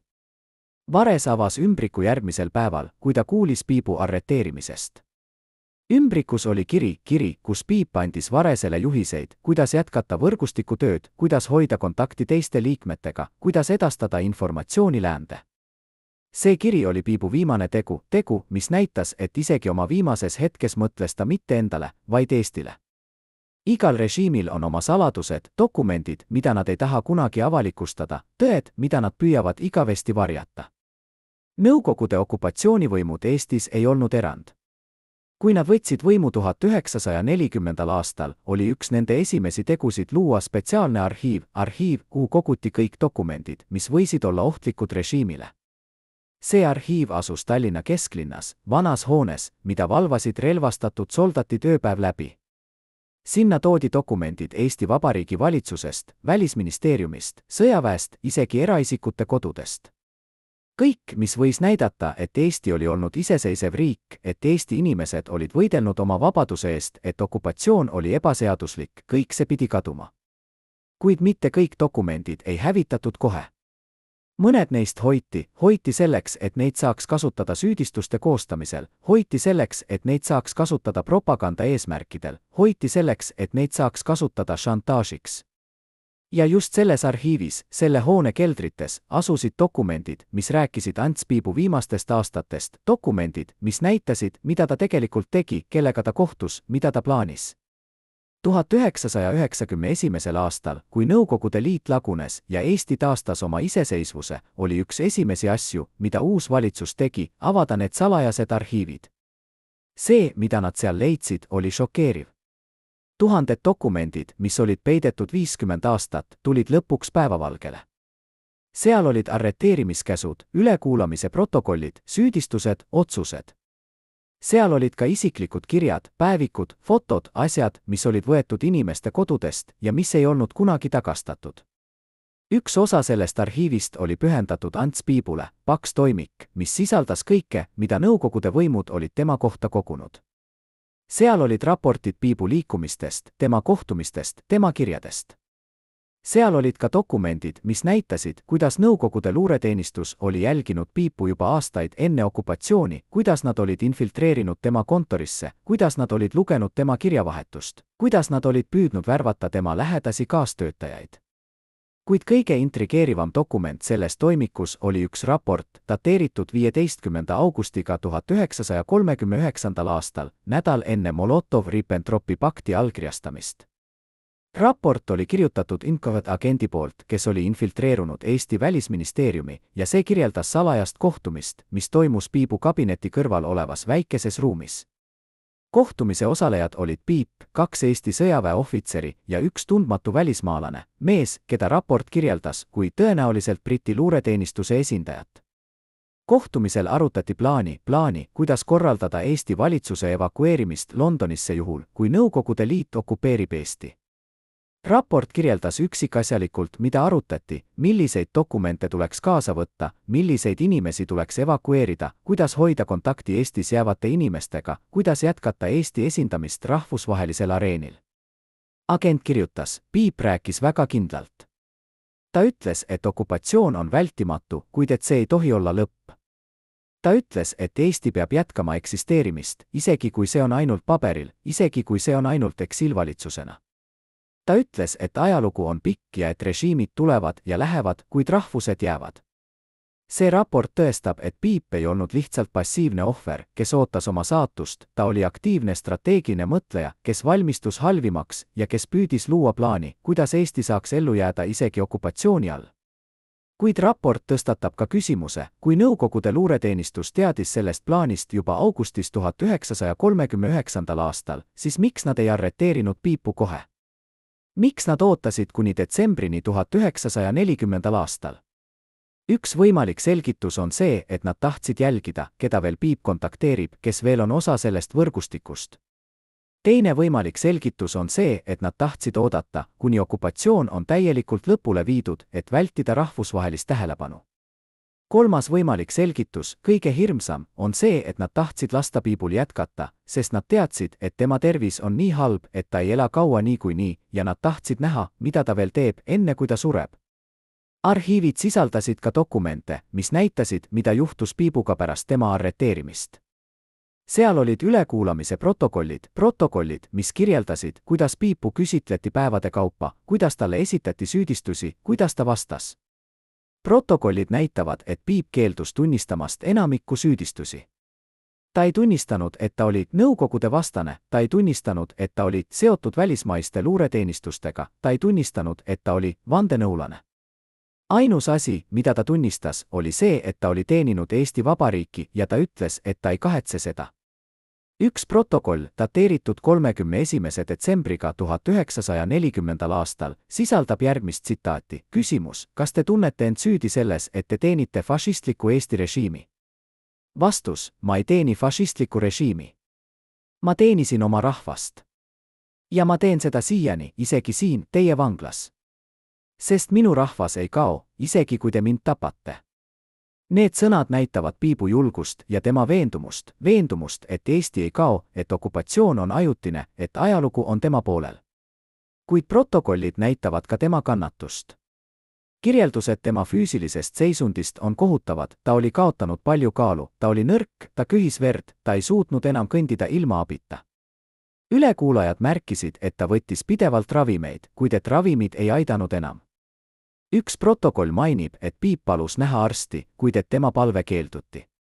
Teine protokoll mainib, et Piip küsis, kas ta võib kirjutada kirja oma perele, kuid et ka see palve keelduti. Kolmas protokoll, viimane, dateeritud 18. detsembriga 1940. aastal, mainib lihtsalt, vang Piip on liiga nõrk jätkamaks ülekuulamist. Otsustati saata ta haiglasse. Kuid haigla ei olnud haigla, see oli Gulagi laager Venemaal, kus Piip veetis oma viimased päevad. arhiivid sisaldasid ka dokumente, mis näitasid, mida juhtus Piibu dokumentidega pärast tema arreteerimist. Enamik neist hävitati, põletati, purustati, kadusid jäljetult. Kuid mõned dokumendid säilitati selleks, et neid saaks kasutada propaganda eesmärkidel või selleks, et neid saaks kasutada tulevikus, kui oleks vaja koostada uusi süüdistusi teiste inimeste vastu. Üks neist säilitatud dokumentidest oli Piibu isiklik päevik, mida ta oli pidanud aastaid, kuid mida ta oli hoidnud saladuses. Päevik oli kirjutatud osaliselt eesti keeles, osaliselt saksa keeles, osaliselt prantsuse keeltes, mida Piip valdas vabalt. Päevik sisaldas mõtteid, mälestusi, analüüse rahvusvahelisest olukorrast, Eesti positsioonist, võimalikest stsenaariumidest. Kuid päevik sisaldas ka isiklikke mõtteid Piibu hirmudest, tema lootustest, tema kahetsustest. Üks sissekanne, dateeritud 23. augustiga 1939. aastal, päev, mil Molotov-Ribbentropi pakt allkirjastati, on eriti liigutav. Täna sain teada, et kõik on läbi. Eesti on müüdud. Me oleme müüdud. Ja ma ei suutnud seda peatada. Ma tegin kõik, mida sain, kuid see ei olnud piisav. Ajalugu mõistab mind hukka. Kuid ma loodan, et ajalugu mõistab ka seda, et ma püüdsin. Ma püüdsin kõigest jõust. Ja ma ei andnud kunagi alla. Need sõnad on Piibu testament mehele, kes võitles lõpuni, kes ei andnud kunagi alla, kes ohverdas kõik oma rahva nimel. Arhiivid näitavad, et Nõukogude võimud püüdsid kustutada Piibu mälu, nad hävitasid tema dokumendid, nad keelasid tema nime mainimise, nad püüdsid muuta teda rahvavaenlaseks, keda keegi ei mäleta. Kuid nad ei õnnestunud. Piibu mälu elas edasi nende inimeste südametes, kes teda tundsid, elas edasi dokumentides, mis pääsesid hävitamisest, elas edasi loos, mis räägiti põlvest põlve. Ja lõpuks, kui Eesti taastas oma iseseisvuse, tuli Piibu lugu tuli tagasi kui lugu kangelasest, kes võitles võimatu võitlust, kes ohverdas kõik ja kes ei unustatud kunagi. Iga suure loo taga on keegi, kes otsustas rääkida, keegi, kes riskis kõigega, et tõde tuleks välja. Ants Piibu loos oli see inimene nimega Maria Saar, noor naine, kes töötas Nõukogude okupatsioonivõimude arhiivis Tallinnas aastatel 1950–1980. Maria oli lihtsalt arhivaar, tema töö oli sorteerida dokumente, kataloogida neid, hoida neid korras. Kuid Maria oli ka midagi muud, ta oli salajane vastupanuliikumise liige, üks nendest inimestest, kes jätkasid võitlust varjus, kes edastasid informatsiooni läände, kes hoidsid elus mäluajast, mil Eesti oli vaba. Maria ei olnud kunagi kohtunud Ants Piibuga, ta oli liiga noor, ta oli sündinud alles pärast okupatsiooni. Kuid ta teadis tema lugu, sest tema ema oli olnud üks nendest inimestest, kes oli töötanud Piibu võrgustikus, üks nendest 12 inimesest, kes teadsid kõike. Maria ema, Helene Saar, oli olnud Piibu sekretär Välisministeeriumis aastatel 1937–1940. Ta oli olnud seal, kui Piip pidas salajasi kohtumisi, kui ta kirjutas krüpteeritud kirju, kui ta ehitas üles oma võrgustikku. Pärast Piibu arreteerimist oli Helene jätkanud tööd, ta oli edastanud dokumente, ta oli hoidnud kontakti teiste võrgustiku liikmetega, ta oli teinud kõike, mida Piip oli talle palunud. Kuid 1940. aasta lõpus, kui Nõukogude võimud hakkasid massilisi arreteerimisi, oli ka Helene arreteeritud. Teda saadeti Siberisse, kus ta veetis 10 aastat Gulagi laagris. Kui ta lõpuks naasis Eestisse 1951. aastal, oli ta muutunud, füüsiliselt nõrk, vaimselt traumeeritud, kuid endiselt kindel oma veendumuses. Ta rääkis oma tütrele Mariale kõike, rääkis Piibust, rääkis võrgustikust, rääkis dokumentidest, mis olid peidetud, rääkis tõest, mida Nõukogude võimud püüdsid varjata. Ja ta andis Mariale missiooni, kui sa saad kunagi võimaluse, siis sa pead rääkima. Sa pead rääkima maailmale, mis siin toimus. Sa pead rääkima Piibust, tema ohvrist, tema visioonist. Sa ei tohi lasta sellel unustada. Maria võttis selle missiooni tõsiselt. Kui ta sai töökoha okupatsioonivõimude arhiivis 1956. aastal, mõistis ta, et see on tema võimalus. Arhiiv oli täis dokumente, mis rääkisid tõtt okupatsioonist, tõtt repressioonidest, tõtt inimestest, kes olid võidelnud ja kannatanud. Kuid need dokumendid olid lukustatud, keelatud, kättesaamatud. Maria otsustas, et ta peab neid dokumente välja tooma, mitte kohe, mitte avalikult, vaid aeglaselt, ettevaatlikult, salaja. Ta hakkas kopeerima dokumente, kopeeris neid käsitsi, sest kopeerimasinate kasutamine oli rangelt kontrollitud. Ta tegi seda öösel, kui keegi teine ei olnud arhiivis, kui valvurid olid väsinud ja tähelepanematud. Ta peitis kopeeritud dokumendid oma riietesse, viis need koju, peitis need oma korteri põranda alla. Aastate jooksul kogus ta sadu dokumente, mis rääkisid Piibust, tema võrgustikust, tema ohvrist. Kuid Maria ei teinud seda ainult. Ta oli osa suuremast võrgustikust, mis oli pärit Piibu ajast, mis oli elanud üle repressioonid, mis oli jätkanud tööd põlvest põlve. See võrgustik koosnes inimestest, kes töötasid erinevates kohtades, valitsuses, sõjaväes, ülikoolides, arhiivides ja kes edastasid informatsiooni, kes hoidsid elus mälu, kes valmistusid päevaks, kui Eesti saab taas vabaks.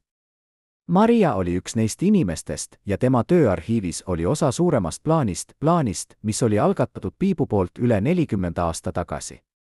See oli plaan, mis nõudis kannatlikkust, julgust, ohvrivalmidust. See oli plaan, mis maksis paljudele inimestele nende elu, kuid mis lõpuks õnnestus. 1985. aastal, kui Nõukogude Liit hakkas nõrgenema ja Eestis hakkas kasvama uus vastupanuliikumine, otsustas Maria, et on aeg tegutseda. Ta võttis ühendust lääne ajakirjanikega, kes külastasid Tallinna ja ta andis neile dokumente, mis näitasid, mida Nõukogude võimud olid teinud Eestile, mida nad olid teinud Piibule ja tuhandetele teistele inimestele. Need dokumendid avaldati lääne ajakirjanduses ja nad tekitasid rahvusvahelist tähelepanu. Esimest korda pärast 45 aastat hakkas maailm kuulma tõtt Eesti okupatsioonist. Esimest korda hakkas maailm kuulma Piibu lugu mehest, kes oli ohverdanud kõik, kes oli võidelnud lõpuni, kes ei olnud kunagi unustatud. Kuid Maria tegevus ei jäänud märkamatuks. Nõukogude võimud hakkasid teda kahtlustama, hakkasid teda jälgima. 1986. aastal, kui Maria oli 35-aastane, arreteeriti ta. Teda süüdistati Nõukogude vastases tegevuses, riigisaladuste avalikustamises, seostes välismaiste vaenulike elementidega. Teda ähvardati pika vangistusega, isegi surmanuhtlusega. Kuid Maria ei murdunud. Ta keeldus tunnistamast, ta keeldus nimetamast teisi võrgustiku liikmeid, ta keeldus andmast välja dokumente, mis ta oli peitnud. Ülekuulamiste ajal, kui teda suruti, kui teda ähvardati, kui teda piinati, kordas ta ainult ühte lauset: ma tegin seda, mida mu ema mulle palus. Ma tegin seda Eesti nimel. Ja ma ei kahetse midagi. Maria vabanes 1988. aastal, kui Nõukogude Liit hakkas liberaliseeruma Gorbatšovi glasnosti poliitika all. Ta oli veetnud 2 aastat vanglas, kuid ta oli ellu jäänud.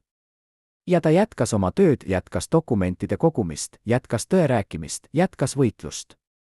Kui Eesti taastas oma iseseisvuse 1991. aastal, oli Maria seal, Tallinna Vabaduse väljakul, koos tuhandete teiste inimestega, kes tähistasid seda ajaloolist hetke.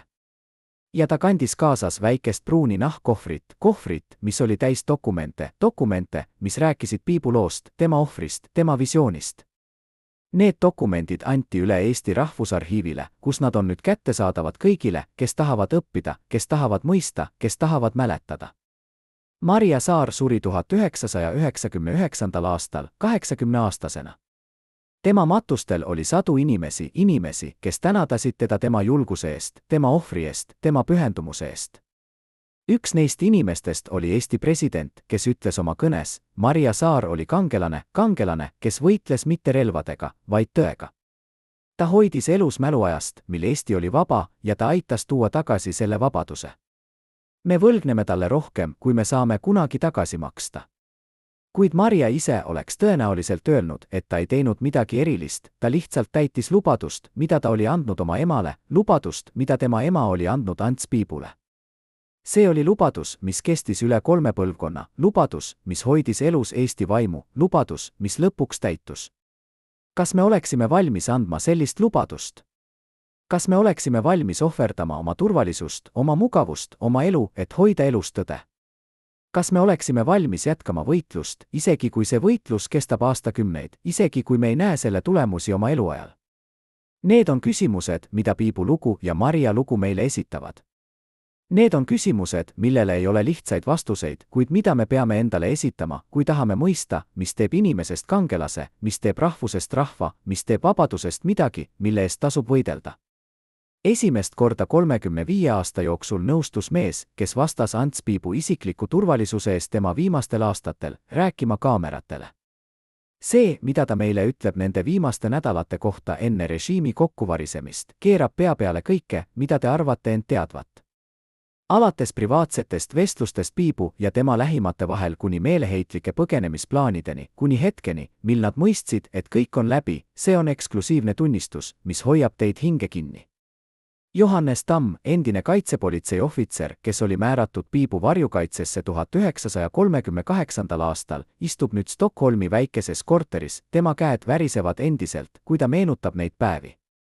Inimesed arvavad, et nad teavad Piibu lugu, ütleb ta aeglaselt. Kuid nad ei tea pooltki. Nad ei tea, mida ta tegi varjus, milliseid ohvreid ta tegi, milliseid valikuid ta pidi tegema.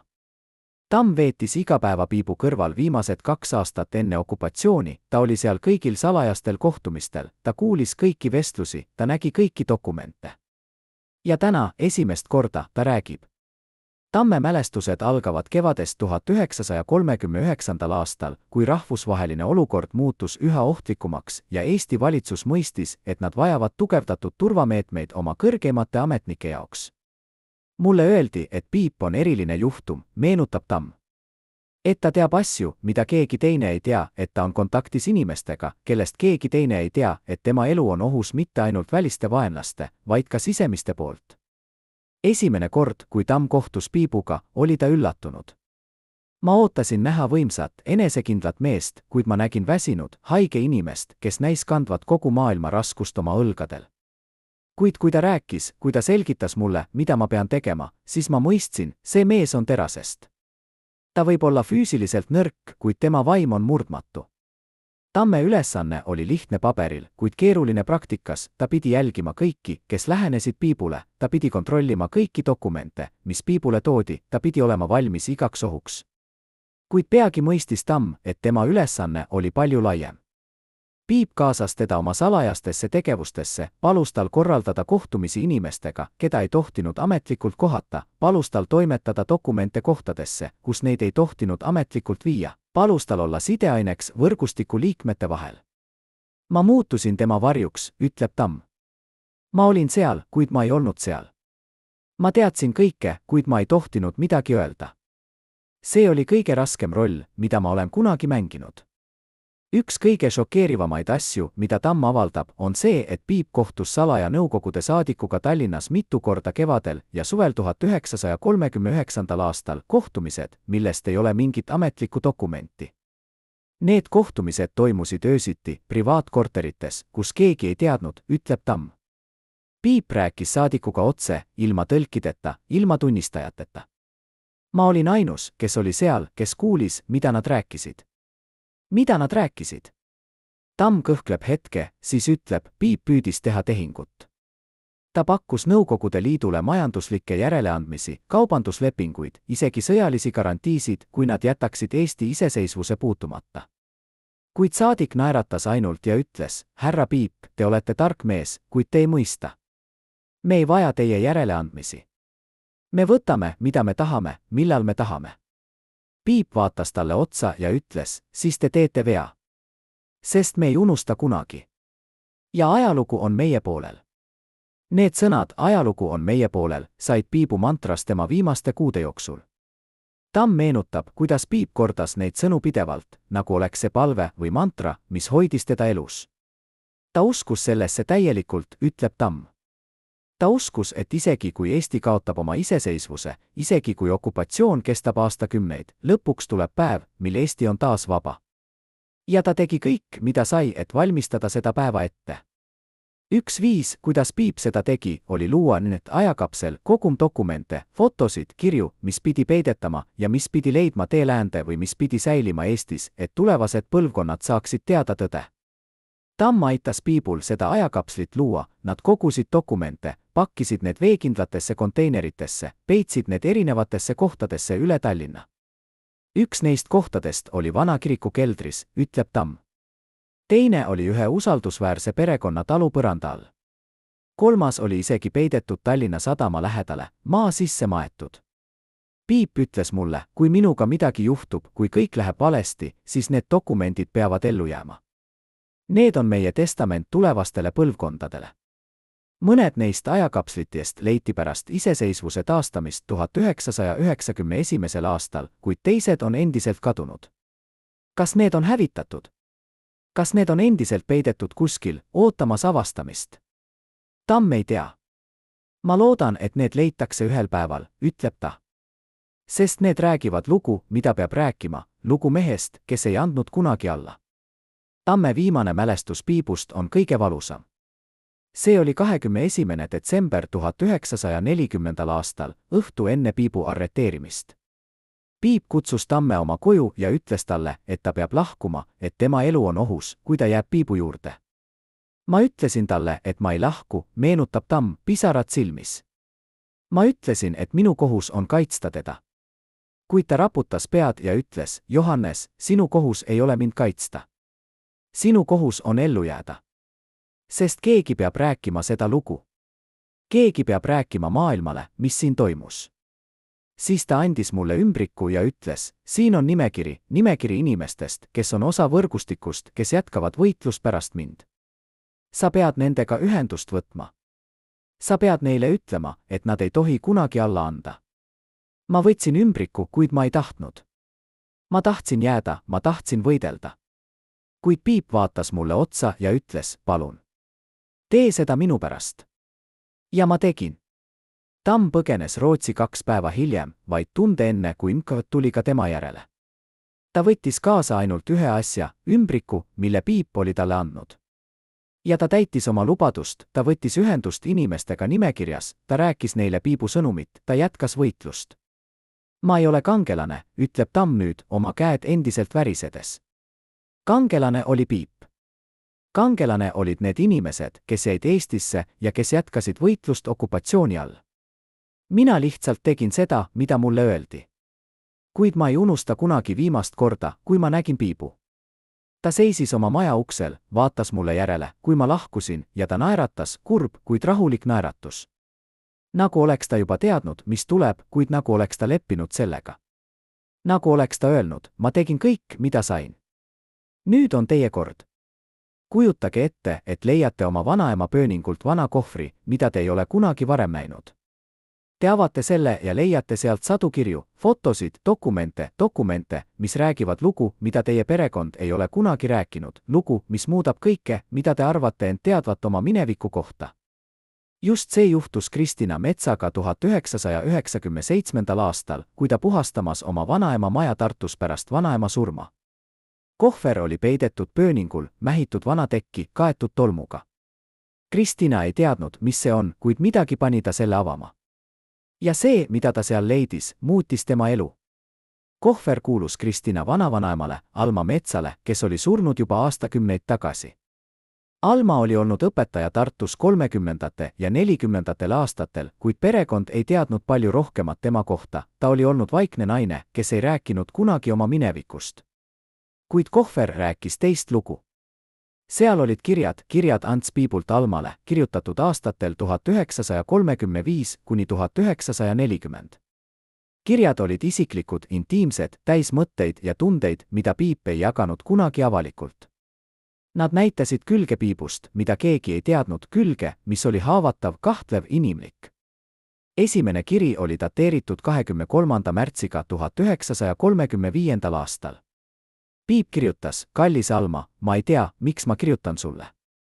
Võib-olla seetõttu, et sa oled ainus inimene, kellega ma saan rääkida ausalt, ilma maskita, ilma rollita. Täna olin taas Genfis, taas Rahvasteliidu Assamblee istungil, taas rääkimas väikeste rahvaste õigustest. Kuid ma tunnen end nii väsinuna. Ma tunnen, et ma räägin tühja õhku, et keegi ei kuula, et kõik, mida ma teen, on mõttetu. Kas ma teen õigesti?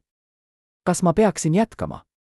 Või peaksin ma lihtsalt alla andma ja laskma ajalool võtta oma käigu? Need sõnad näitavad Piibu sisemist võitlust mehe vahel, kes uskus oma missiooni, ja mehe vahel, kes kahtles, kas see missioon on võimalik. Järgmised kirjad jätkavad seda teemat, Piip kirjutab oma hirmudest, oma kahtlustest, oma üksildusest. Ta kirjutab, kuidas ta tunneb end võõrana oma enda riigis, kuidas ta tunneb, et keegi ei mõista teda, kuidas ta kannab koormat, mida keegi teine ei näe. Kuid ta kirjutab ka oma lootusest, et Eesti jääb ellu, lootusest, et tema töö ei ole asjata, lootusest, et ajalugu mõistab teda. Üks kiri, dateeritud 21. juuniga 1939. aastal, on eriti liigutav. Kallis Alma, ma tean, et lõpp on lähedal. Ma näen seda kõikjal rahvusvahelises olukorras, meie naabrite tegevuses, isegi meie enda inimeste silmades. Nad on väsinud, nad on hirmul, nad tahavad lihtsalt, et see kõik lõppeks. Kuid ma ei saa lasta sellel lõppeda ilma võitluseta. Ma ei saa. Sest kui ma annan alla, siis kõik, mille nimel ma olen töötanud, kõik, mille nimel ma olen ohverdanud, on olnud asjata. Ja ma ei saa seda aktsepteerida. Kuid kõige šokeerivam osa kirjadest on see, kus Piip räägib oma suhetest Almaga. Kirjad näitavad, et nad olid rohkem kui lihtsalt sõbrad, nad olid armastajad, kuigi see suhe oli saladus, mida keegi teine ei teadnud. Piip oli abielus, Alma oli vallaline ja nende suhe oleks olnud skandaal, kui see oleks avalikuks tulnud. Kuid kirjad näitavad, et see suhe oli Piipule midagi enamat kui lihtsalt romanss, see oli tema pelgupaik, ainus koht, kus ta võis olla iseendaks, ainus inimene, kellega ta võis jagada oma kõige sügavamaid mõtteid ja tundeid. Sa oled minu valgus pimeduses, kirjutas ta ühes kirjas. Sa oled ainus põhjus, miks ma suudan jätkata. Ilma sinuta ma oleksin juba ammu alla andnud. Kristina, kes luges neid kirju, oli šokeeritud. Ta ei olnud kunagi teadnud, et tema vanavanaema oli olnud seotud Ants Piibuga, et nad olid jaganud nii sügavat sidet. Kuid kirjad selgitasid ka palju, nad selgitasid, miks Alma ei olnud kunagi rääkinud oma minevikust, miks ta oli olnud nii vaikne, nii suletud. Ta oli kandnud saladust, mis oli liiga valus, et seda jagada. Kristina otsustas, et ta peab neid kirju avalikustama, et maailm peab teadma seda külge Piibust, et inimesed peavad mõistma, et ta ei olnud lihtsalt külm, kalkuleeriv poliitik, vaid inimene, kellel olid tunded, kes armastas, kes kannatas. Kuid kirjade avalikustamine tekitas suure skandaali. Mõned inimesed süüdistasid Kristinat Piibu mälu määrimises, teised ütlesid, et isiklikud kirjad peaksid jääma privaatseks. Kuid olid ka need, kes tänadasid teda tõe rääkimise eest. Üks neist oli tuntud ajaloolane, kes ütles, need kirjad näitavad meile Piibu inimlikku külge, mida me ei ole kunagi näinud. Nad näitavad meile, et ta ei olnud supermees, vaid inimene, kellel olid nõrkused, kahtlused, hirmud. Ja see teeb tema ohvri veelgi suuremaks, sest see näitab, et ta jätkas, isegi kui ta oli nõrk, isegi kui ta kartis, isegi kui ta kahtles. Alma Metsa saatus pärast Piibu arreteerimist on traagiline. Kirjad näitavad, et Piip kirjutas talle viimase kirja 21. detsembril 1940. aastal, päev enne oma arreteerimist. Kirjas ta ütles, kallis Alma, see on minu viimane kiri sulle. Ma tean, et nad tulevad minu järele. Ma tean, et ma ei näe sind enam kunagi. Kuid ma tahan, et sa teaksid, sa tegid mu elu väärtuslikuks. Sa andsid mulle põhjuse jätkata, kui kõik muu tundus lootusetuna. Ma armastan sind. Ma armastan sind rohkem, kui ma olen kunagi armastanud kedagi. Ja ma loodan, et sa elad pikka ja õnnelikku elu, et sa leiad kellegi, kes armastab sind nii, nagu sa väärid. Unusta mind, kuid ära unusta seda, mille nimel ma võitlesin. Ära unusta Eestit. Alma ei unustanud kunagi. Ta hoidis kõiki Piibu kirju, peitis need hoolikalt, kandis neid oma südames kuni oma surmapäevani. Ta ei abiellunud kunagi, ta ei rääkinud kunagi kellelegi oma suhtest Piibuga. Ta elas vaikset, üksildast elu, õpetades lapsi, hoides elus mäluajast, mil Eesti oli vaba. Kas Piibu ja Alma lugu on armastuse lugu või traagilise ohvri lugu? Võib-olla see on mõlemad. See on lugu kahest inimesest, kes leidsid üksteist kõige pimedamal ajal, kes jagasid midagi sügavat ja tõelist, kuid kes pidid selle saladuses hoidma, sest maailm ei oleks seda mõistnud. See on lugu ohvrist, mitte ainult Piibu ohvrist, vaid ka Alma ohvrist, kes kandis seda saladust, seda valu, seda kaotust kogu oma elu. Ja see on meeldetuletus, et iga suure loo taga on inimesed, kellel on tunded, kes armastavad, kes kannatavad, kes ohverdavad. Piibu lugu ei ole lihtsalt poliitiline lugu, see on inimlik lugu, mis puudutab meid kõiki. Igal diktatuuril on oma must nimekiri inimestest, kes peavad kaduma, kes on liiga ohtlikud, et neid ellu jätta. Nõukogude okupatsioonivõimudel Eestis oli selline nimekiri ja Ants Piibu nimi oli selle nimekirja tipus. Kuid see, mida vähe inimesi teab, on see, et see nimekiri ei olnud lihtsalt nimede loetelu, see oli detailne plaan, kuidas iga inimene tuleb neutraliseerida, kuidas nende mõju tuleb kustutada, kuidas nende mälu tuleb hävitada. 1993. aastal, kui Venemaa arhiivid avati osaliselt pärast Nõukogude Liidu lagunemist, leiti üks dokument, mis šokeeris isegi kõige kogenumaid ajaloolasi. See oli NKVD sisemine memorandum, dateeritud 15. novembriga 1940. aastal, pealkirjaga Operatsioon Puhas Leht, operatsioon, mille eesmärk oli kustutada Eesti iseseisvuse mälu. Memorandum oli kirjutatud külma, bürokraatliku keelega, kuid selle sisu oli kohutav. See kirjeldas, kuidas iga Eesti endine poliitik, diplomaat, sõjaväelane, intellektuaal pidi kas arreteerima, deporteerima või likvideerima. See kirjeldas, kuidas nende dokumendid pidi hävitama, kuidas nende perekondade pidi isoleerima, kuidas nende nimesid pidi kustutama kõigist ametlikest dokumentidest. Ja see kirjeldas eraldi plaani Ants Piibu jaoks, plaan, mis oli üksikasjalikum ja julmem kui ükski teine. Memorandum ütles, Piip on kõige ohtlikum element. Ta on tuntud rahvusvaheliselt, tal on kontaktid läänes, ta on sümbol Eesti iseseisvusele. Tema likvideerimine peab olema täielik, mitte ainult füüsiline, vaid ka sümboolne. Tema nimi peab kaduma ajaloost. Tema töö peab unustama. Tema mõju peab kustutama. Kuid memorandum sisaldas ka midagi muud, midagi, mis näitab, et Nõukogude võimud kartsid Piipu isegi pärast tema surma. Memorandum ütles, Piip on loonud võrgustiku, mis võib jätkata tööd pärast tema likvideerimist. Me peame identifitseerima kõik selle võrgustiku liikmed ja neutraliseerima nad. Me peame leidma kõik dokumendid, mida ta on peitnud, ja hävitama need. Me peame tagama, et tema pärand ei ela edasi. See oli tunnistus Piibu geniaalsusele, ta oli ehitanud midagi, mis oli tugevam kui ta ise, midagi, mis võis ellu jääda isegi siis, kui ta ise ei jää. Ja Nõukogude võimud mõistsid seda ja nad kartsid seda. Memorandum kirjeldas ka konkreetseid samme, mida võeti Piibu vastu pärast tema arreteerimist. Esiteks, tema ülekuulamine pidi olema intensiivne, eesmärk oli saada temalt nimesid, kohti, plaane. Teiseks, tema tervis pidi halvenema, loomulikult, memorandum ei öelnud seda otse, kuid implikatsioon oli selge, Piipu ei tohtinud lasta ellu jääda. Kolmandaks, tema surm pidi olema vaikne, märkamatu, ei mingit avalikku tähelepanu, ei mingit märtrisurma, mis võiks inspireerida teisi. Neljandaks, pärast tema surma pidi tema nimi kaduma, ei mingeid mälestusi, ei mingeid monumente, ei mingeid viiteid ajalooraamatutes. Ta pidi muutuma mitteisikuks, nagu George Orwelli 1984 kirjeldatud. Kuid Nõukogude võimud ei õnnestunud täielikult. Jah, nad arreteerisid Piibu, jah, nad saatsid ta Gulagi, jah, ta suri seal. Kuid tema nimi ei kadunud. Tema võrgustik jätkas tööd, varjus, ettevaatlikult, kuid pidevalt. Tema dokumendid ei hävitatud kõik, mõned neist peideti, mõned neist toimetati läände, mõned neist leiti aastakümneid hiljem. Tema mälu ei kustutatud, inimesed, kes teda tundsid, rääkisid tema loost oma lastele, kes rääkisid seda oma lastele, kes rääkisid seda oma lastele. Ja lõpuks, kui Eesti taastas oma iseseisvuse, tuli Piibu nimi tagasi kui kangelase nimi, kui sümbol vastupanust, kui meeldetuletus sellest, et diktaatorid võivad võita lahinguid, kuid nad ei võida kunagi sõda ajaloo vastu. Memorandum lõpeb ühega lausega, mis on irooniline oma lühinägelikkuses. Operatsioon Puhas Leht tagab, et Eesti iseseisvuse mälu kustutatakse täielikult 2 põlvkonna jooksul. Pärast seda ei mäleta keegi enam, et Eesti oli kunagi iseseisev riik. Kuid nad eksisid. Nad eksisid, sest nad ei mõistnud, et mälu ei ole lihtsalt dokumentides või monumentides, mälu on inimeste südametes, nende lugudes, nende unistustes. Ja seda mälu ei saa kustutada, ükskõik kui palju sa püüad. Piip mõistis seda.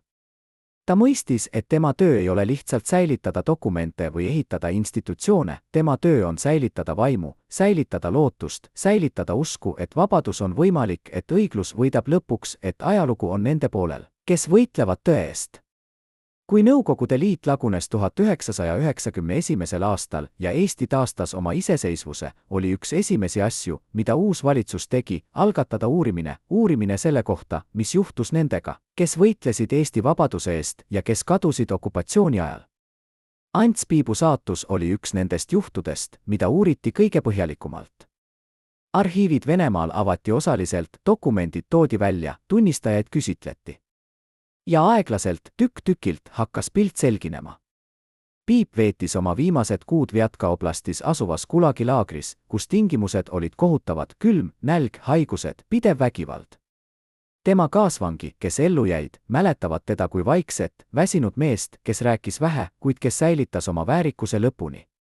Üks neist ütles, Piip ei kurtnud kunagi. Ta ei süüdistanud kedagi. Ta lihtsalt istus seal oma mõtetega ja vaatas kaugusesse, nagu näeks ta midagi, mida meie ei näinud. Võib-olla ta nägi Eestit. Võib-olla ta nägi päeva, mil Eesti saab taas vabaks. Ants Piibu elu lõppes detsembris 1940. aastal, täpsed asjaolud jäävad ebaselgeks, kuid tema pärand jäi elama. Pärast iseseisvuse taastamist hakkas Eesti ühiskond taas avastama neid, kes olid võidelnud vabaduse eest. Piibu nimi tuli tagasi, tänavad nimetati tema järgi, monumendid püstitati, raamatud kirjutati. Kuid kõige olulisem oli see, et tema visioon Eestist kui läänemeelsest, demokraatlikust riigist, mis on integreeritud rahvusvahelisse kogukonda, sai reaalsuseks. Eesti liitus NATO ja Euroopa Liiduga, Eesti ehitas tihedaid suhteid Ameerika Ühendriikidega, Eesti sai tunnustatud kui üks edukamaid endisi Nõukogude vabariike. Kõik see oli Piibu unistus, mida ta ei elanud nägemaks, kuid mis täitus täpselt nii, nagu ta oli ette kujutanud. Kuid Piibu lugu jätab ka avatud küsimusi, millele ei ole lihtsaid vastuseid. Kas ta oleks võinud teha rohkem? Kas ta oleks pidanud võitlema jõulisemalt demokraatia eest 30ndate keskel, kui Päts kehtestas autoritaarse režiimi? Kas ta oleks pidanud põgenema läände ja jätkama võitlust sealt, selle asemel, et jääda Eestisse ja minna vangistusse? Kas tema ohver oli vajalik või oleks ta võinud saavutada rohkem, kui ta oleks elanud kauem? Need on küsimused, mille üle ajaloolased vaidlevad siiani, küsimused, millele ei ole ühest vastust. Kuid üks asi on kindel, Ants Piip oli mees, kes pühendas oma elu Eesti teenimisele, kes ohverdas kõik, oma tervise, oma õnne, oma perekonna, oma elu, selle nimel, et Eesti võiks ellu jääda. Ta oli mees, kes uskus, et väikesed rahvad võivad ellu jääda, kui nad on targemad, kiiremad, osavamad kui suurriigid. Ta oli mees, kes uskus diplomaatia jõusse, hariduse jõusse, kultuuri jõusse. Ja ta oli mees, kes uskus, et ajalugu on pikk, et režiimid tulevad ja lähevad, kuid rahvused jäävad. Tema elu oli tõestus sellest, et ühe inimese pühendunud töö võib muuta ajalugu, isegi kui tulemused tulevad alles pärast tema surma. Täna, kui me vaatame tagasi Piibu elule, näeme meest, kes oli oma ajast ees, meest, kes mõistis tõdesid, mida paljud mõistavad alles nüüd.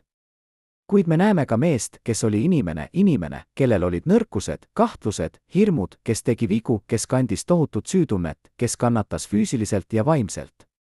Ja just see inimlik külg teeb tema loo nii võimsaks, see näitab meile, et kangelased ei ole supermees, vaid tavalised inimesed, kes teevad erakordseid valikuid, kes ohverdavad ennast suurema eesmärgi nimel, kes jätkavad võitlemist, isegi kui kõik tundub lootusetuna. Kas on veel saladusi, mida me ei tea Piibu kohta? Kas on veel dokumente, mis ootavad avastamist, veel tunnistajaid, kes ei ole rääkinud, veel lugusid, mis on jäänud rääkimata? Tõenäoliselt on ajalugu ei avalda kunagi kõiki oma saladusi korraga. Iga põlvkond avastab midagi uut, näeb midagi teisiti, mõistab midagi sügavamalt. Ja võib-olla just see ongi Piibu suurim pärand, mitte ainult see, mida ta tegi, vaid see, mida ta inspireerib meid tegema. Ta inspireerib meid küsima, mille nimel me oleme valmis võitlema. Mida me oleme valmis ohverdama? Kas me usume midagi nii tugevalt, et me oleme valmis andma sellele oma elu? Austatud vaatajad, kui te jälgisite seda traagilist lugu lõpuni, siis kirjutage kommentaaridesse, millisest linnast te olete. Meile on oluline teada, kus Ants Piipu veel mäletatakse. Ja tellige kanal, et mitte kaotada tõde ajaloo idolite kohta.